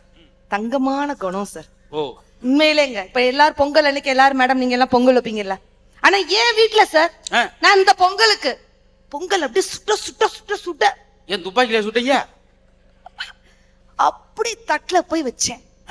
என் வீட்டுக்கார அப்படி பார்த்துட்டு, என்னடி பொங்கல்னு சொன்ன, நெல்லு நெல்லு நெல்லுன்ட்டு புழுவா இருக்கு அப்படின்னாரு. நான் சொன்னேன், சி அது பொங்கல், அது புழுலாம் இல்ல மாமா, அது நூடுல்ஸ் பொங்கல், அது அப்படிதான் இருக்கும்னு நான் சொன்னேங்க. நல்ல வேலைக்கு. ஏன் சார்? ரொம்ப நன்றி. யாரும் சிரிச்சுருவாங்களோன்னு பயந்துட்டேன். அது வரைக்கும் நீங்க விவரமா தான் இருக்கீங்க. ஆனா புதுசு புதுசா குடுக்கறமா இல்லையா சார்?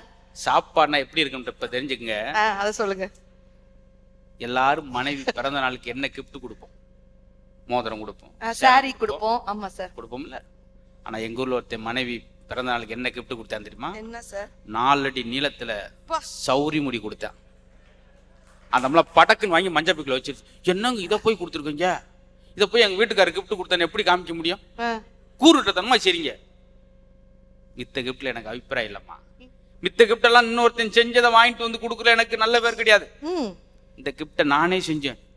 இந்த சௌரி முடி நீங்களே செஞ்சீங்களா? எப்படி? தினம் சாப்பாடுல இருந்து ஒவ்வொரு முடியா எடுத்து எடுத்து நானே நூல்ல கட்டியிருக்கேன்னா அவன் பாட பாருங்க. இதுக்கு நூடுல்ஸ் பொங்கல் எவ்வளவோ பரவாயில்லக்கா. என்னக்கா?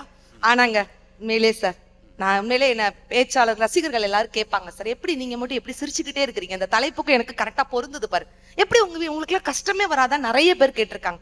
பட்டிமன்றத்தோட புன்னகை அரசியல எனக்கு பட்டம்லாம் கொடுத்துருக்காங்க சார். அவர் நம்பர் இருக்கா? நாக்க புடுங்குற மாதிரி 4 கேள்வி கேட்டு விடுறேன்.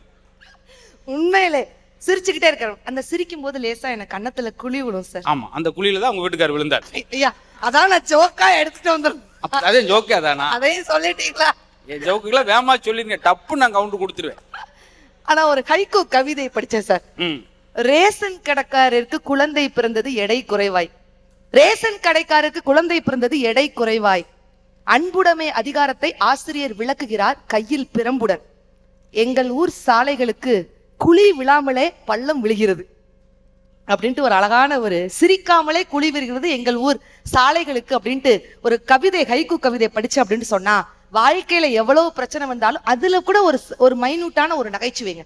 எவ்வளவு பிரச்சனை, எவ்வளவு விஷயங்கள் வேகமான ஓடிக்கிட்டு இருந்தாலும் ஒரு குழந்தை பேசும்போது நம்ம ரசிக்கிறோமா, சிரிக்கிறோமா? ஒரு பையன் குடுக்குறன்னு ஓடி போய் அம்மாட்ட கேட்கிறான், அம்மா பக்கத்து வீட்டுல ஒரு ஆன்ட்டி வந்திருக்காங்களாமா, அந்த ஆன்ட்டி பேரு என்ன பேருமா? அந்த ஆன்ட்டியாடா, அந்த ஆன்ட்டி பேரு சரோஜாடா அப்படிங்கிறாங்க. அம்மா இல்லம்மா, மாடி வீடு கட்டியிருக்குமா, ஊதா கலர்ல கேட்ல பெயிண்ட் அடிச்சிருக்குமா, அந்த வீட்டுல உள்ள ஆன்ட்டி பேரு என்ன பேருமா? அந்த வீட்டுல உள்ள ஆன்ட்டி பேரு தான்டா சரோஜாடா. அம்மா இல்லம்மா, டாக் எல்லாம் கட்டி போட்டுருக்குமா, அந்த வீட்டுல உள்ள ஆன்ட்டி பேரு. அம்மா டென்ஷன் ஆக்கு, டேய் அந்த வீட்டுல உள்ள ஆன்ட்டி பேரு தான்டா சரோஜாடா, உனக்கு இப்ப என்னடா வேணும்? போம்மா, நீதான் அந்த ஆன்ட்டி பேரு சரோஜா சரோஜாங்கிற, ஆனா நம்ம அப்பா மட்டும் அந்த ஆன்ட்டியை பார்த்து டார்லிங் டார்லிங்னு கூப்பிடுதாரு. மத்தி வச்சுட்டாங்க. இந்த குழந்தைகள் கிட்ட நம்ம எவ்வளவு ஷார்ப்பா இருக்கணும் தெரியுமா? உண்மையில அப்படிப்பட்ட குழந்தைகள் பேசுறத வாழ்க்கையில ரசிச்சா மனச்சுமையை குறைப்பது நீங்க பணச்சுமைன்னு சொல்வீங்களா? வாழ்க்கையில கோடி கோடியாக பணத்தை பார்த்தவர்களுக்கு மத்தியில், லட்ச லட்சமாக வீடுகளை பார்த்தவர்களுக்கு மத்தியில், வரிசை வரிசையாக கார்களை பார்த்தவர்களுக்கு மத்தியில், லட்ச லட்சமாக கோடி கோடியாக மாணவர்களை சந்தித்தவர் தான் அப்துல் கலாம் ஐயா அப்படின்ட்டு சொன்னா, வாழ்க்கையில் அப்படிப்பட்ட தலைவர்கள் இருந்தாங்க. அவங்க எல்லாம் பணம் பெருசு அப்படின்ட்டு யோசிச்சு பார்க்கல.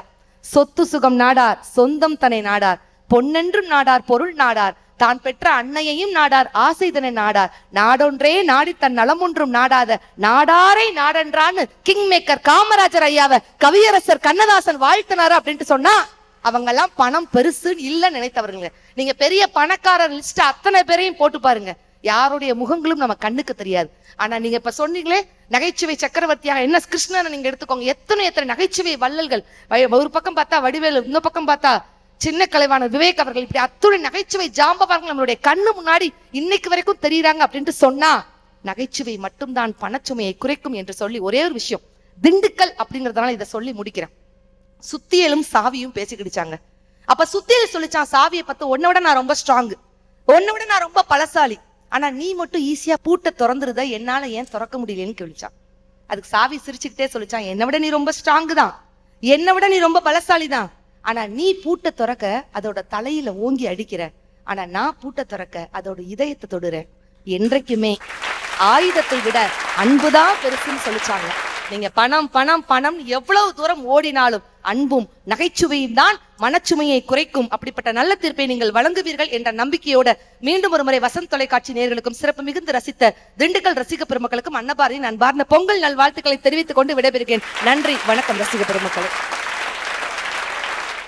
ரெண்டு பேரும் சரிக்கு சமா சண்டை போட்டு அன்னபாரதி அவர்கள் பாட்டெல்லாம் பாடி, உண்மையிலேயே அவங்கெல்லாம் ஒரு இதில் 1.5 மணி நேரம் பாடுவாங்க, 1.5 மணி நேரம் கேட்கலாம். ஒரு கண்டிஷன், காதை பொத்திட்டு கேட்கலாம். ரொம்ப மகிழ்ச்சி. ரொம்ப பிரமாமா அன்னபாரதி அவர்கள் இதே மாதிரி தான் அவங்க எல்லா மேடையிலையும் அந்த பேச்சு ஒன்று சொன்னாங்க, கரெக்டாக இருந்துச்சு. நான் சிரிச்சுக்கிட்டே இருப்பேன் சார், அது வேணும் சார். எதிரியை உன்னுடைய பகையாளியே வெறுப்பேத்தன்னா நீங்கள் சிரிச்சுக்கிட்டே இருந்தா போதும். அவனு சிலர் பாருங்க, நல்லா இருக்கீங்களா அப்படின்னா, நல்லா இருக்கேன்னா அவன் நல்லா இல்லாமல் போயிட்டான், என்ன இப்ப நல்லா இருக்கேன், என்னாச்சு கடவுளே நீ இப்படி சோதிக்கிறேன்வான். ஆனால் அவர் பணச்சுமைக்கு சொன்னார் பார்த்தீங்களா, உண்டியலில் முதல்ல உண்டியல் தான் இருக்குது, அப்புறம் தான் சாமி இருக்கு. இவங்க ஒன்று சார் கோயிலில் போய் நின்று கும்பிட்டுக்கிட்டு இருக்கா. உண்மையிலே சார் சாமி கும்பிட்டே இருந்தான், அப்படியே தீபாவளை காமிச்சிக்கிட்டே இருந்தார் சாமி, கண்ணை மூடிக்கிட்டே இருந்தான். அவரும் பார்த்தார், 7 நிமிஷம் திறக்கவே இல்லை. அவன் என்ன நினச்சிருக்கான், திறந்தா 10 ரூபா போடன்றக்காக கம்ப்ளீட்டாக முடிஞ்சான் கண்ணை. இவரும் விடலை, 47 சூடத்தை போட்டு போட்டு ஒரே புகை மூட்டமாக ஆக்கினார். அவன் திறக்கவே இல்லையே. கடைசியில் அவனும் டயர்டாகி இவரும் டயர்டாகி 3/4 மணி நேரம் கழிச்சு கண்ணை திறந்திருக்கான். அப்பயும் நின்று இருந்திருக்காரு. 10 ரூபா போட்டிருக்கான், மரியாதை எடு. 100 ரூபா அவனுக்கு போட்ட சூடம் மட்டுமே 240 ரூபாய்க்கு போட்டிருக்கேன், 100 ரூபா வச்சுட்டு போ அப்படி. பார்த்தீங்களா எப்படி இருக்கு பார்த்தீங்களா? எதுவுமே பணத்தை நோக்கி தான் இருக்கு அப்படின்னு இவர் நிறைய விஷயத்தை சொன்னார். ஆனால் வெளிநாட்டில் 8 மாத்திரைகளை தினந்தோறும் எடுத்துக்கொண்டிருந்த ஒரு நபர் அந்த லாப்டர் தெரப்பின்னு சொல்லக்கூடிய அந்த நகைச்சுவை படங்கள்லாம் போட்டு காமிச்சு நகைச்சுவை சீரியலாக அவர் கொடுத்தனால என்னாச்சுன்னா, 8 மாத்திரைகள் போட முடியாத அளவுக்கு தேவையில்லை, அது உங்கள் நோய் சரியாயிருச்சுன்னு சொன்ன வரலாறுலாம் உண்டு என்பதை நீங்கள் தெரிந்து கொள்ள வேண்டும்.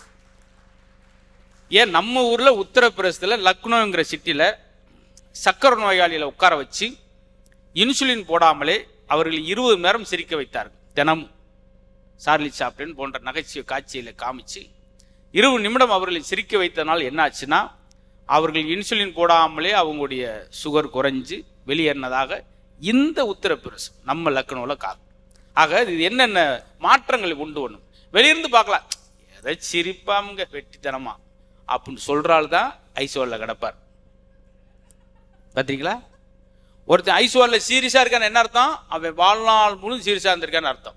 இப்படியே தான் இருப்பார் வர்றப்பா. ஏன்னா சிரிச்சா தர இலக்காரமாக நினச்சிருவாங்களாம். மாமா ஒரு ஜோக்கு, இன்னும் பெரிய ஜோக்கு படிங்க, நான் பார்க்க ஜோக்கா பயப்படுவாங்க. ஜோக் அடிச்சா என்கிட்ட ஒரு ஆள் சொன்னாங்க, மாணிக்கத்திட்ட பேசிடாத மாப்பிள்ள, எங்கள் ஊரில் பெரிய டென்ஷன் பாட்டி, ஜோக்கு அடிச்சிடாத, அவன் கையை அவனே கடிச்சு வைப்பான். இல்லடா வினோதமான ஆளாக இருக்கானே அப்படின்னு. இருந்தாலும் ஒன்று அடிச்சு பார்ப்பேன்னு சொல்லி, என்ன மாமா உங்களை டென்ஷன் ஆவீங்கன்றாங்க. யாரு அப்படின்னா 65,000 ரூபாய் செலவு ஆஸ்பத்திரியில். டென்ஷன் ஆகல, கேட்டுக்கு டென்ஷன் ஆயிட்டா சார். இவன் எதுக்கு சார் வீட்டில் இப்படி இருக்கக்கூடாது சார். அதனால் நகைச்சுவாக இருங்க, சிரிச்சுக்கிட்டே இருங்க. பார்த்தீங்களா, அவங்க சிரிச்சுக்கிட்டே இருக்கனால தான் எல்லா பட்டிமன்றம் கூப்பிட்றாங்க. ராஜநீதி இப்படியே உட்காந்துருக்கனால தான் அவர் பட்டிமன்றத்திலே கூப்பிட மாட்டேங்கிறாங்க. சார் நான் தான் நடுவர் நாப்பில் உங்களை கூப்பிடுவோமா? அப்படியா நடக்குது. ரொம்ப சந்தோஷம். 2 பேர் ஆரம்பிச்சிருக்காங்க. கீழே நீங்கள் இதே மாதிரி நாங்கள் எதுக்காக சிரிக்கிறோம் சார்? சிரிப்பு ஒரு தொற்று நோய் சார். ஒரு ஆள்கிட்ட இருந்து ஒரு ஆள்கிட்ட பரவிக்கிட்டே இருக்காங்க சார். இப்போ நான் எத்தனை விஷயம் சொன்னேன். இந்த குழந்தைகளாம் இருக்காங்க, நாங்கள் நகைச்சுவை பண்ணுற விட மேடை கீழே உள்ளவங்க சிறப்பாக பண்ணுவாங்க. நான் பேசிக்கிட்டு போது சொன்னேன், நிறைய விஷயம் சொல்லிக்கிட்டே இருந்தபோது தினமும் நடக்க வேண்டும், எடை குறையும் அப்படின்னு. யானை தினம் தான் நடக்குது, எடை குறைஞ்சிக்கிட்டா இருக்கு. நீச்சல் அடிங்கள், வெயிட் குறையும். திமிங்கலம் 30 யானை வெயிட், தினம் தான் நீச்சல் வெயிட் குறையுதா? தண்ணியில் இருந்தால் சலவசம் பிடிக்கும் அப்படின்னு. மீன் தண்ணிக்குள்ளேயா இருக்கு, ஏன் அதுக்கு சலவசம் பிடிக்கல? சில விஷயம் யூனிக்காக கேட்குறாமலாம் சொல்ல முடியல. இதெல்லாம் இருந்தால் கூட பணம்ன்ற ஒரு விஷயம் கடைசியில் வந்து நிற்கும். அன்னைக்கு கல்யாணம் சொர்க்கத்தில், இன்னைக்கு கல்யாணம் ரொக்கத்தில். அன்னைக்கு கல்யாணம் பண்ணும் போல இந்த மாதிரி காலை அவுத்து விடுவாங்க. முருகேசன் பொண்ணை கேட்டு வந்திருக்காரு, யாரு? மாயாண்டி மையன். உட்காருங்க, அவுத்து விடுறா பெரிய கலையா அப்போ ஓடியே போயிடுவாங்க. இது எதுக்கு? பொண்ணை கட்டுறதுக்கு அவை இருக்கணும்ல, முடிஞ்சு போய். இன்னமும் இளவட்ட கல் இருக்கு இந்த இவங்க ஊர் பக்கத்து எட்டயபுரத்தில். அன்னைக்கு வந்து தலைகளை அந்த கல்லை தூக்கி போட்டிருக்கான் சார். எவ்வளவு வலிமையா இருந்திருக்கேன் பாரு. பொங்கல் திருநாள சொல்லணும், கம்பு 1 ரூபாய்க்கு வாங்கி, கேப்ப தெனை 1 ரூபாய்க்கு முங்கி 1 வாரம் கூழ் வச்சு களி வச்சு குடிச்சிட்டு அவ்வளவு ஒரு காலையை கொம்பை பிடிச்சி நிறுத்திருக்கான் சார். அதான வீரம். இன்னைக்கு 450 ரூபா பூரி. எங்க சாப்பிட்டு விலை போட்டா பரவாயில்ல, எட்டி பார்த்துக்கு 80 ரூபா பில் போட்டாங்க சார் ஒரு இடத்துல. இப்படின்னு சார் எதை பார்த்தீங்க சார்? எனக்காது 80 ரூபா, அன்னபாரதிக்கு 120 ரூபா. இந்த பிள்ளை மோந்து பார்த்துருச்சு அப்படின்னு. பார்த்தீங்களா, உங்களை தொந்தரவு மாட்டேன், நாங்களா சிரிச்சு. இது எங்க குடும்ப பட்டிமன்றம். எட்டி பார்த்துக்கு 80 ரூபா, மோந்து பார்த்துக்கு 120 ரூபா. அப்போ அந்த ஹோட்டலில் பார்த்தா என்ன ஆகுன்னு பாருங்க. ஆச்சு பார்த்தீங்களா? அப்படிலாம் இருக்கிற காலத்தை இளவட்ட கல். அந்த காலம் எப்படி தெரியுமா? அந்த கல்லை அந்த ஒழுங்கால் வரைக்கும் தூக்கிட்டானா கொஞ்சம் சுமாரான பொண்ணு, இவங்க அப்பத்தா மாதிரி. நெஞ்சு வரைக்கும் தூக்கிட்டானா ஓரளவு இவங்க பெரிய தம்மாரி. அந்த கல்லை தலைகளா தூக்கி போயிட்டான்னு வச்சுக்க, அருமையான பொண்ணு. இப்படி வடிவமைச்சிருக்காங்க. இன்னைக்கு அந்த கல் இருக்கு எட்டயபுரத்தில். ஒரு 15 பேர் டூர் போயிட்டு அந்த கல்லுக்கு பக்கத்தில் உட்காந்து போட்டோ எடுக்கிறாங்க. நம்ம பாட்டம் போட்டு தூக்கிய கற்களை பார்த்தீர்களா? அதில் 2 பேர் அசத்தி பார்த்துருக்கான். ஒருத்தன் தூக்கி பார்ப்போம்னா அந்த இளவட்டக்கல்லை தூக்கியிருக்கான். கடைசியில் அவனை 5 பேர் தூக்கிட்டு போயிருக்காங்க. அவங்கள அவன் நெஞ்சிலே போட்டு அமிங்கி எப்படி எப்படி இருந்திருக்காங்க. நம்ம சிரிக்கிறோம், இந்த இடத்துல சிந்திக்காமல் விட்டுட்டோம். அந்த உடல் ஆரோக்கியம் தான் சார் மிகச்சிறந்த கோடீஸ்வரன். ஒருத்தர் நோய் நொடி இல்லாமல் இருக்கான். நீங்கள் கவர்மெண்ட் ஹாஸ்பிட்டலுக்குள்ள போய் பாருங்க, பெரிய ஆஸ்பத்திரிக்குள்ள விதவிதமான நோய்கள் சார். கழுத்தில் மட்டும் ஒரு 16 அளவுக்கு ஒரு கட்டி. அவர் என்ன பாவம் செஞ்சார்? அதனால் இந்த இயற்கையான உடம்பை இறைவன் கொடுத்ததுக்கே நம்ம நன்றி சொல்லணும். அதுவே ஒரு பெரிய புண்ணியம். அந்த உடல் ஆரோக்கியத்தை நம்ம முன்னோர்கள் பெற்றிருந்தார்கள். 124 வயசு எங்கள் அப்பத்தாவுக்கு இறக்கும்போது அவ்வளோ வேலை செய்யும். காடி தான் அந்த விளக்கமாக இருக்கும். குனிஞ்சு காலையில் கூட்டுச்சு, நான் 3 மணிக்கு கூட்டிக்கிட்டே தெருவுக்கு போயிடும். அப்புறம் சைக்கிளில் போய் ஏற்றிட்டு வந்து மறுபடியும் விடுவாங்க. இங்கிட்டு கூட்டிக்கிட்டே பஸ் ஸ்டாண்ட் பக்கம் போயிடும். இன்னைக்கு மாதிரி லொக்கேஷன் கிடையாது. நாங்களா லொக்கேஷன் பார்த்து எங்கிட்டாவது ஒரு சந்துக்குள்ளே சொரட்டுன்னு சவுண்டாகும். ஏய் உங்கள் மாரியம்மா அங்கே இருக்குப்பா அப்படின்னு மறுபடியும் தூக்கிட்டு வரும். ஆக மொத்தம் அந்த விளக்குமாறு 5 அடியாக இருந்தது, கூட்டியே காடிக்கு குறைச்சிருச்சு. சும்மா இருக்கிறோம்னா கூட்டிக்கிட்டு இருக்குங்க, கடைசியில் இலவை கூட்டிகிட்டு போகிற மாதிரி இப்படி இருந்தாங்களே, அது இன்னைக்கு இருக்கா சார்? அதான் ஆரோக்கியம். காலை அடக்குனா. ஆனாலும் எங்களுக்கு தேவை இவ்வளோ விஷயம். நீங்கள் பேசலாம், சிரிக்கலாம் சார், வாழ்க்கைக்கு எது? அதுதான் முக்கியம். பணம் சொர்க்கத்தில் கல்யாணம் பண்ணலாம், இன்னைக்கு ரொக்கத்தில். அன்னைக்கு உடம்பு பேலன்ஸை பார்த்தாங்க, இன்னைக்கு போன மாப்பிள்ளைக்கு நான் காலை அடக்க வரான்னு கேட்கல, உடம்பு பேலன்ஸ் பார்த்தாங்க. இன்னைக்கு பேங்க் பேலன்ஸ், பர்ஸு பேலன்ஸ் எப்படி இருக்கு? ஆனால் உண்மையிலே இவங்க அப்பெல்லாம் சொந்தமாகவே சாத்தூரில் பேங்க் வச்சுருக்கார். ஒரு பவர் பேங்கு, சார்ஜ் வச்சு மொபைலுக்கு இல்லைன்னா போட்டுக்குருவார். ஏன்னு சொல்லனா, இந்த மாதிரி நகைச்சுவை கட்டுன்னு ஒரு சிரிப்பு வருது பார்த்தீங்களா? ஆனால் பணத்தை ஒரு மின்னுக்கு காட்டினா சிரிக்கிறானா சார்?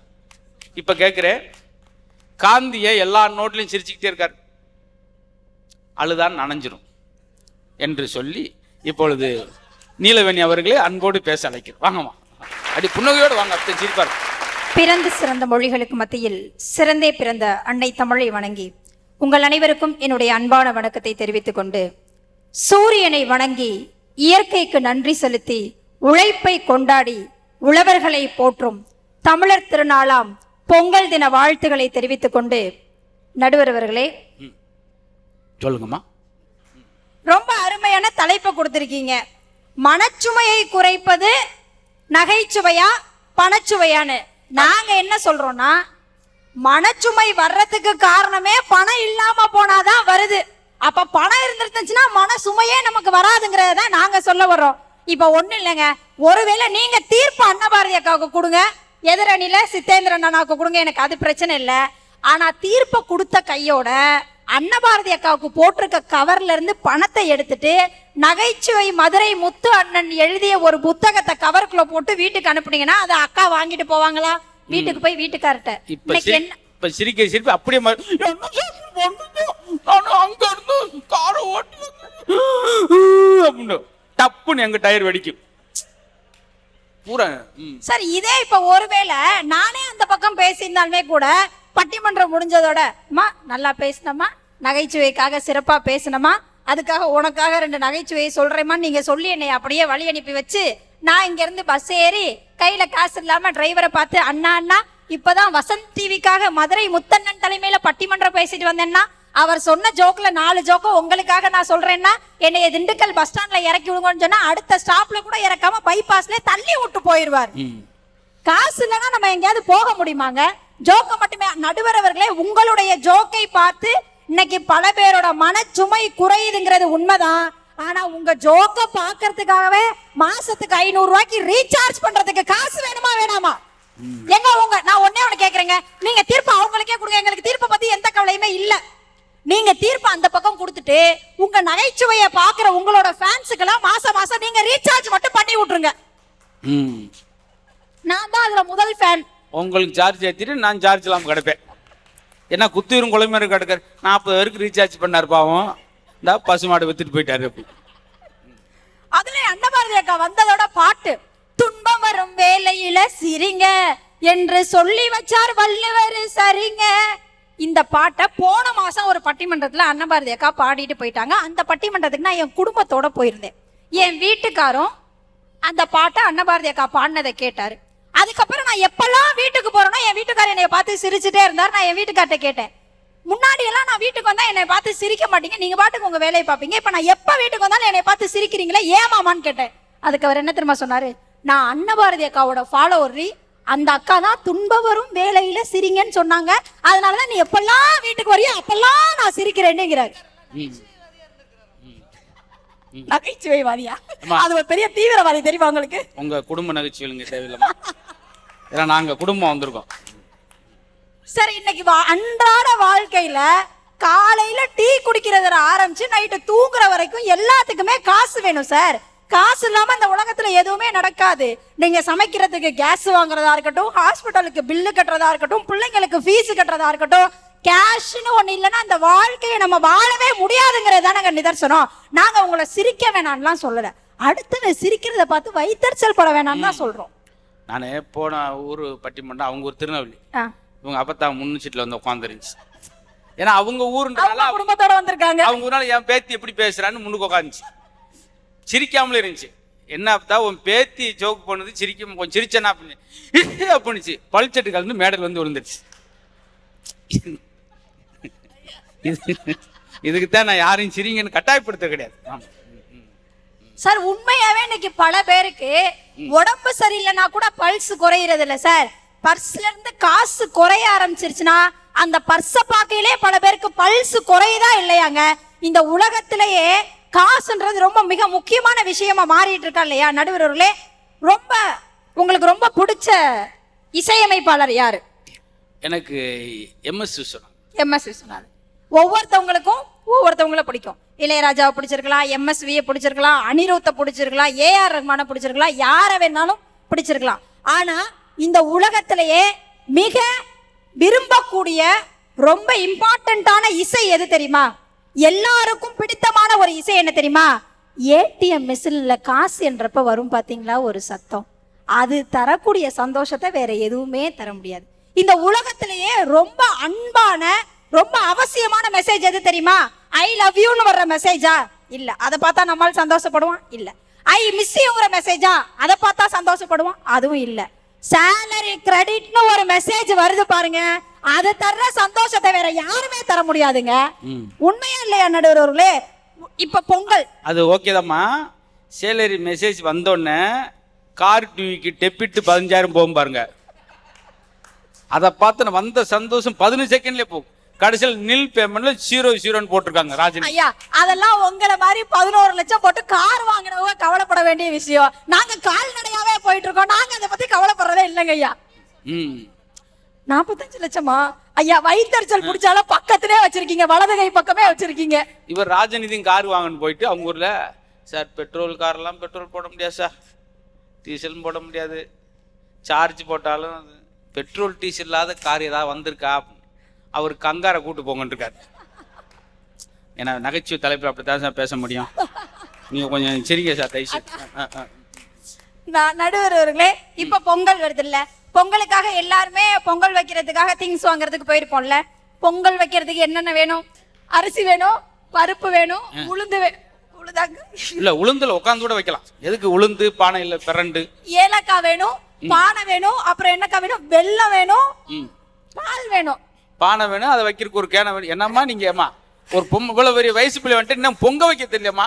பால் வேணும், தேங்காய் வேணும், முந்திரி திராட்சை எல்லாமே வேணும், மஞ்சத்தூள் குங்குமம் எல்லாமே வேணும். எல்லாம் வேணும். அடுப்பு மெயினா வேணும். அடுப்பு மெயினா வேணும். இத பூரா வச்சுக்கிட்டு இருந்தீங்கன்னா அத வேகாது. ஆமா. இது எல்லாம் வாங்குறதுக்கு மெயினா என்ன வேணும்? காசு வேணுங்க. உண்மைதானங்க? காசு இருந்தாதான் திருவிழாக்கள் கூட தித்திக்கும், இல்லனா பொங்கலா இருந்தா கூட அது கசப்பாதாங்க போகும். என் வீட்டுக்காரர் நானும் நேத்து பொங்கல் திங்ஸ் எல்லாம் வாங்கலாமேன்னு போனோம். எல்லா திங்ஸும் வாங்கியாச்சு. எல்லாத்தையும் நான் செக் பண்ணேன். போகையில லிஸ்ட் எழுதிட்டு போயிட்டேன். என் வீட்டுக்காரர் வெல்லம் மட்டும் வாங்க மறந்துட்டார். நான் என் வீட்டுக்கார்ட்ட கேட்டேன், மாமா பொங்கல் வைக்கிறதுக்கு மெயினே வெல்லம் தான் வாங்கணும், வெல்லம் வாங்காம வரீங்களே, வாங்குங்கன்னு சொன்னேன். கடையில நின்னுட்டே சொன்னேன், என் வீட்டுக்காரர் வெல்லம் வேணாண்டி செல்லம் அப்படின்ட்டாரு. ஏன் மாமா வெல்லம் வேணான்னு சொல்றீங்கன்னு கேட்டதுக்கு, ஒண்ணும் இல்லடி தங்கம், உன் கையால தொட்டு அந்த அரிசிய பானையில போடும் போதே பொங்கல் இனிப்பா மாறிடும். யாரும் கோவிச்சுட்டு எந்திரிக்காங்க. ஏம்மா கொஞ்சம் இதெல்லாம் கஷ்டப்பட்டு இன்னைக்கு ஞாயிற்றுக்கிழமை யாரும் எல்லாரும் நாங்கள் மட்டன் எடுத்து வீட்டில் சாப்பிட்றவங்கள காலில் விழுந்து கூட்டு வந்திருக்கோம். குருவி சேர்க்குற மாதிரி சேர்த்த கூட்டம். உன் பொங்கல் காமெடியில் எங்களை பொங்க வச்சுட்டு போயிடாத பார்த்தி. அது இப்போ சுகர் பிரி பொங்கல்லாம் வந்துருச்சு சார். சுகர் பேஷண்ட் சுகர் பிரி பொங்கல் சாப்பிட்ற மாதிரி ஆயிடுச்சு. இப்போ தான் ஆடியன்ஸ் போக போகிறாங்கன்னு நினைக்கிறேன். ஆனா நடுவர் அவர்களே, நீங்க சொன்னீங்க ஒரு காலத்துல திருமணங்கள் எல்லாமே சொர்க்கத்துல நிச்சயிக்கப்பட்டுச்சு, ஆனா திருமணங்கள் எல்லாமே இன்னைக்கு ரொக்கத்துல நிச்சயிக்கப்படுது. உண்மை நம்ம மறுக்க முடியாத ஒரு விஷயம். உண்மையாவே இன்னைக்கு நகை விற்கிற விலை என்ன? 1 கிராம் விலைய பார்த்தாலே நெஞ்சு வலியே வந்துடும் போல இருக்கு. நான் போன மாசம் ஒரு முடிவு எடுத்தேன். 1 கிராம் விலை 8000 இருக்கு. சரி ஓகே, 8000 சேர்க்கிறோம், 8000 சேர்க்கிறோம். அடுத்த மாசம் 1 கிராம் நகைய வாங்குறோம். மாசம் 1 கிராம் நகை வாங்கி வைக்கிறோம். பொம்பளை பிள்ளை வேற ஒண்ணு இருக்கு, அந்த ப்ராடக்ட்டுக்கு நம்ம ஏதாவது சேர்த்து வைக்கணுமேன்னு சொல்லி 8000 அந்த மாசம் சேர்த்துட்டேங்க. நான் 8000 சேர்த்து நியூஸை பாக்குறேன், அது 12000க்கு போயிடுச்சுங்க. இது நான் மறுபடியும் 12000 சேர்க்கறதுக்குள்ள அது 18000க்கு போயிரும் போல. காசை சம்பாதிக்கிறதுக்கு இன்னைக்கு ஒவ்வொருத்தனும் படாத பாடுபட்டுட்டு இருக்கானா இல்லையா நடுவர்களே? இதே கல்யாணத்துக்கு ஒரு மாப்பிள்ளைய பார்த்து பொண்ணை பார்த்து மாப்பிள்ளை பொண்ணு பார்த்து முடிச்சாச்சு, பொண்ணுக்கு என்ன போடுவீங்கன்னு கேட்டா நாங்க இத்தனை பவுன் நகை போடுவோம், இவ்வளோ வாங்கி வைப்போம்னு சொல்லுவோம். இப்பெல்லாம் அக்கா சொன்ன மாதிரி நகைச்சுவை தான் முக்கியம்னு சொல்லி பொண்ணுக்கு என்ன போடுவீங்க, அன்னபாரதி அக்கா பேசின பட்டிமன்றத்தோட லிங்கை போட்டு விடுவோன்னு சொன்னா கல்யாணம் நடக்குமா? அவன் அறுவாடுத்து அம்மளை போட்டுருவேன். அதெல்லாம் சொல்லுங்க சார். சும்மா எப்ப பார்த்தாலும் பிள்ளைகள் எல்லாம் இன்னைக்கு அப்படியே சந்தோஷமாக இருக்கிறார்கள். நான் ஒண்ணு கேக்குறேன், மனசாட்சி படி சொல்லுங்க, உண்மையாவே குடும்பத்துல அப்பா அம்மா பிள்ளைங்க எல்லாரும் உட்கார்ந்து பேசுறீங்களா? சொல்லுங்க. அப்பா உள்ள என்ட்ரானாலே பையன் வெளியில பின்வாசல் வழியா போயிடுறான். வீட்டுக்கார் உள்ள வந்தாலே இந்தா இது வந்துருச்சு, இதுக்கு ஆக்கணும் இறக்கணும்னு பொண்டாட்டி புலம்ப ஆரம்பிச்சிடுறாங்க.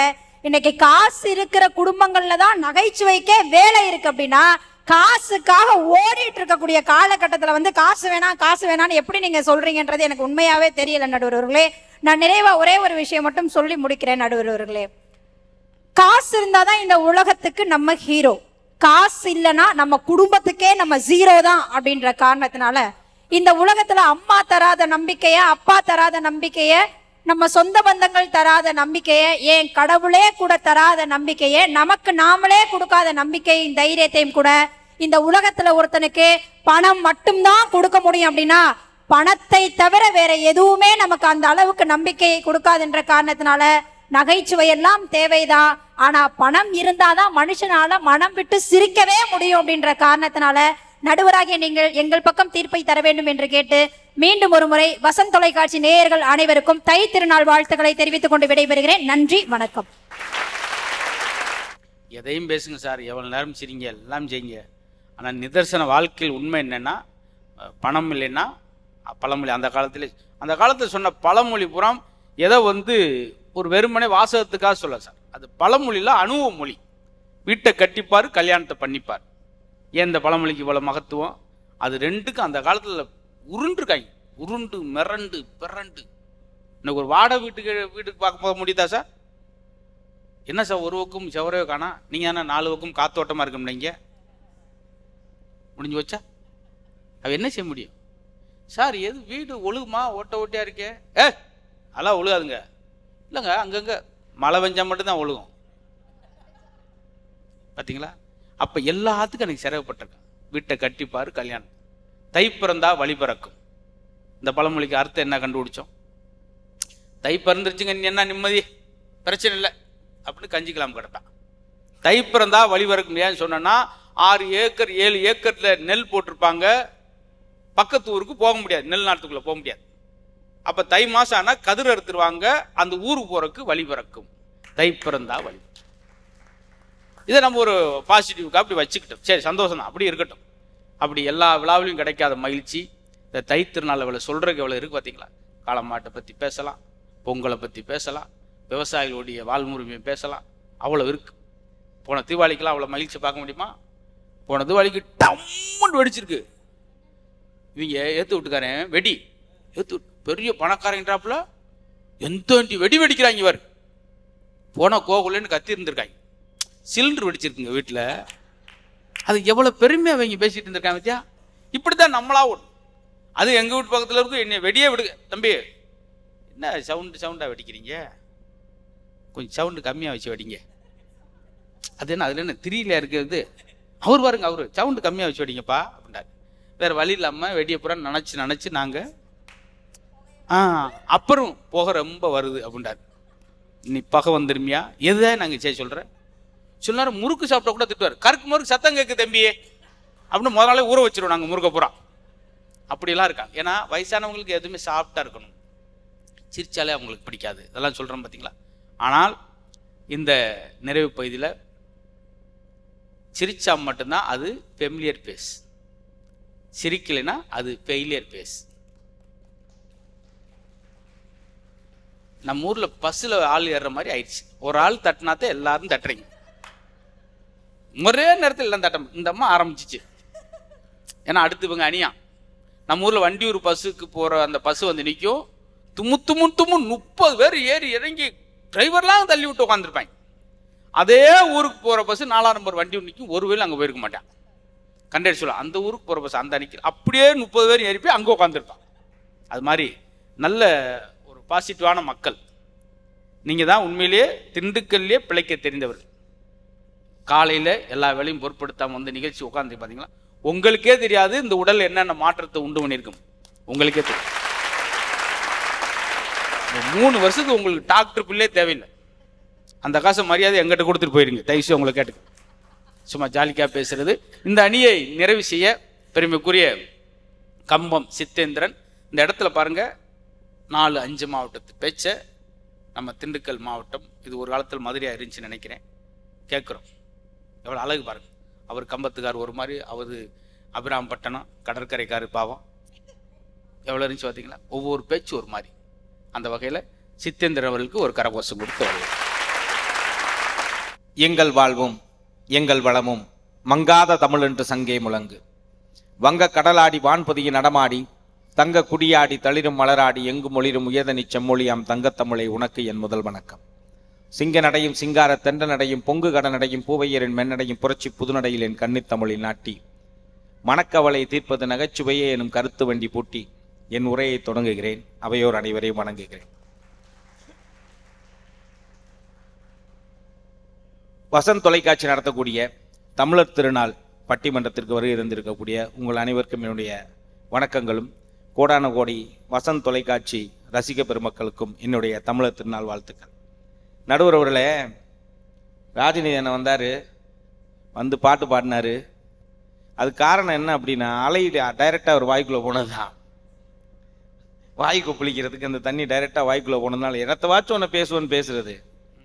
அவர் பேசுனது எனக்கு ஒன்றும் புரியலை. உங்களுக்கு எதாவது புரிஞ்சான்னு சொல்லுங்க. அது எப்படி இருந்துச்சுன்னு மட்டும் சொல்கிறேன். இப்போ நீங்கள் பேசுகிற எங்களுக்கு புரியாமல் இருக்கே. இப்போ இதுக்கு மேலே இன்னும் பாருங்களேன், அவரை போட்டால் துவர முளைக்கும், துவர போட்டால் அவரை முளைக்கும். அப்படி ஒரு தேசத்தில் ஒரு ராஜகுமார் தூரில்லாத குடத்தை எடுத்துக்கிட்டு கரையில்லாத குளத்துக்கு தண்ணிக்கு போனாலாம். அங்கே தலையே இல்லாத மான், வேற இல்லாத அருகம்புள்ள மயிறத, கண்ணே இல்லாத குருடம் பார்த்து விட்டு கையே இல்லாத முடவங்க கிட்ட சொல்ல துப்பாக்கி எடுத்து சுட்டான்.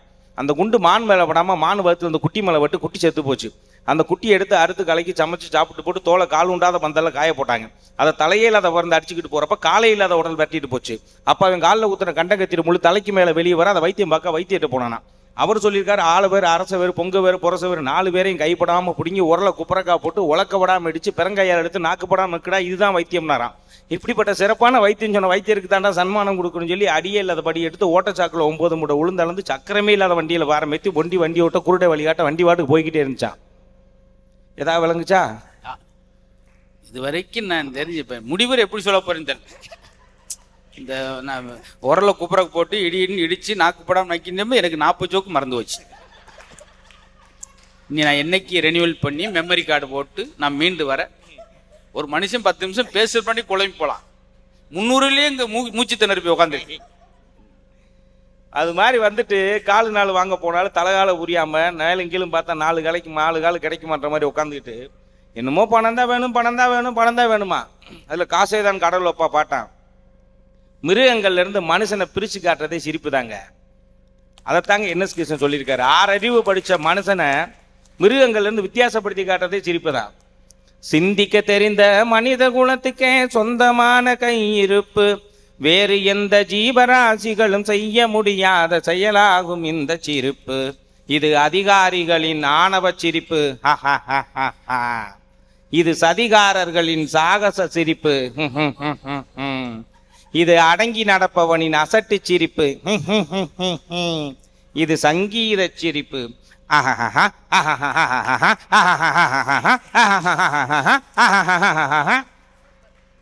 என்எஸ் கிருஷ்ணன் அருமையாக பாடிடுவார். அதனால தான் உலகத்திலேயே நடிகர்களில் என்எஸ் கிருஷ்ணனுக்கும் சார்லி சாப்ளினுக்கு மட்டும்தான் சிலை வச்சுருக்குறாங்க. 2 பேரும் பெரிய கோடீஸ்வரங்க கிடையாது, பெரிய பண முதலைகள் கிடையாது. அந்த அளவிற்கு நகைச்சுவை உணர்வு நம்ம உள்ளே இருந்துச்சு அப்படின்னா எல்லாமே பறந்து போயிடும். சின்ன பிள்ளைய நம்மெல்லாம் நினச்சிட்டு இருப்போம், நம்மளோட வாழ்க்கையில் எது சந்தோஷமான காலம்னு பார்த்தா பேசாமல் சின்ன பிள்ளையாவே இருந்திருக்கலாம்டா, பேசாமல் பள்ளிக்கூடம் படிச்சுட்டே இருந்திருக்கலாம்டா, அதோடய வாழ்க்கை முடிஞ்சு போயிருக்கலாம்டான்னு நினைப்போம். ஏன்னா அவ்வளோ சந்தோஷமாக இருக்கும். எங்கள் வீட்டு பக்கத்து உள்ள ஒரு பையன் இருக்கான், பயங்கரமான சேட்டைக்காரன். கிரைண்டுக்குள்ளே ஏறி உட்காந்து சுவிட்சை பிடிவான். நல்ல வேலை கை எட்டின்னு அன்றைக்கி அவன் தான் சட்னி. எங்கள் அக்கா பையன்லாம் ஒருத்தர் இருக்கான், ஸ்கூல் முடிஞ்சு வந்தோடனே மரத்தில் ஏறி காக்காயை பிடிச்சிட்டு வந்துட்டான். காக்காயை பிடிச்சிட்டு வந்து தண்ணி தொட்டில் ஓட்டு அமிக்கிட்டு இருக்கான். என்னடா பண்ணிட்டு இருக்க, ஏன்டா அப்படி காக்காயை பிடிச்சி என்னடா பண்ணுறேன்? சித்தப்பா இந்த மாதிரி பொய்யா சொல்லித்தராங்க டீச்சர்லாம் அப்படின்னா. என்னடா சொன்னாங்க? காகம் கரையும் நாங்கள் கரைய மாட்டுதுன்றான். இது தண்ணிக்குள்ளே ஓட்டாடா கரைச்சி பார்ப்போம். அதுக்காக மகாத்மா காந்தி என்ன சொல்லியிருக்காரு? என்கிட்ட பணம் இல்லைன்னா நான் என்னைக்கோ இறந்து போயிருப்பேன் சொன்னார். என்கிட்ட நகைச்சுவை உணர்வு இல்லாமல் இருந்திருந்தால் நான் என்றைக்கோ இறந்திருப்பேன் அப்படின்னு மகாத்மா காந்தியே சொல்லியிருக்காரு. அப்படின்னா நகைச்சுவை உணர்வு அப்படிங்கிறது எவ்வளோ முக்கியம்னு பார்த்துக்குங்க.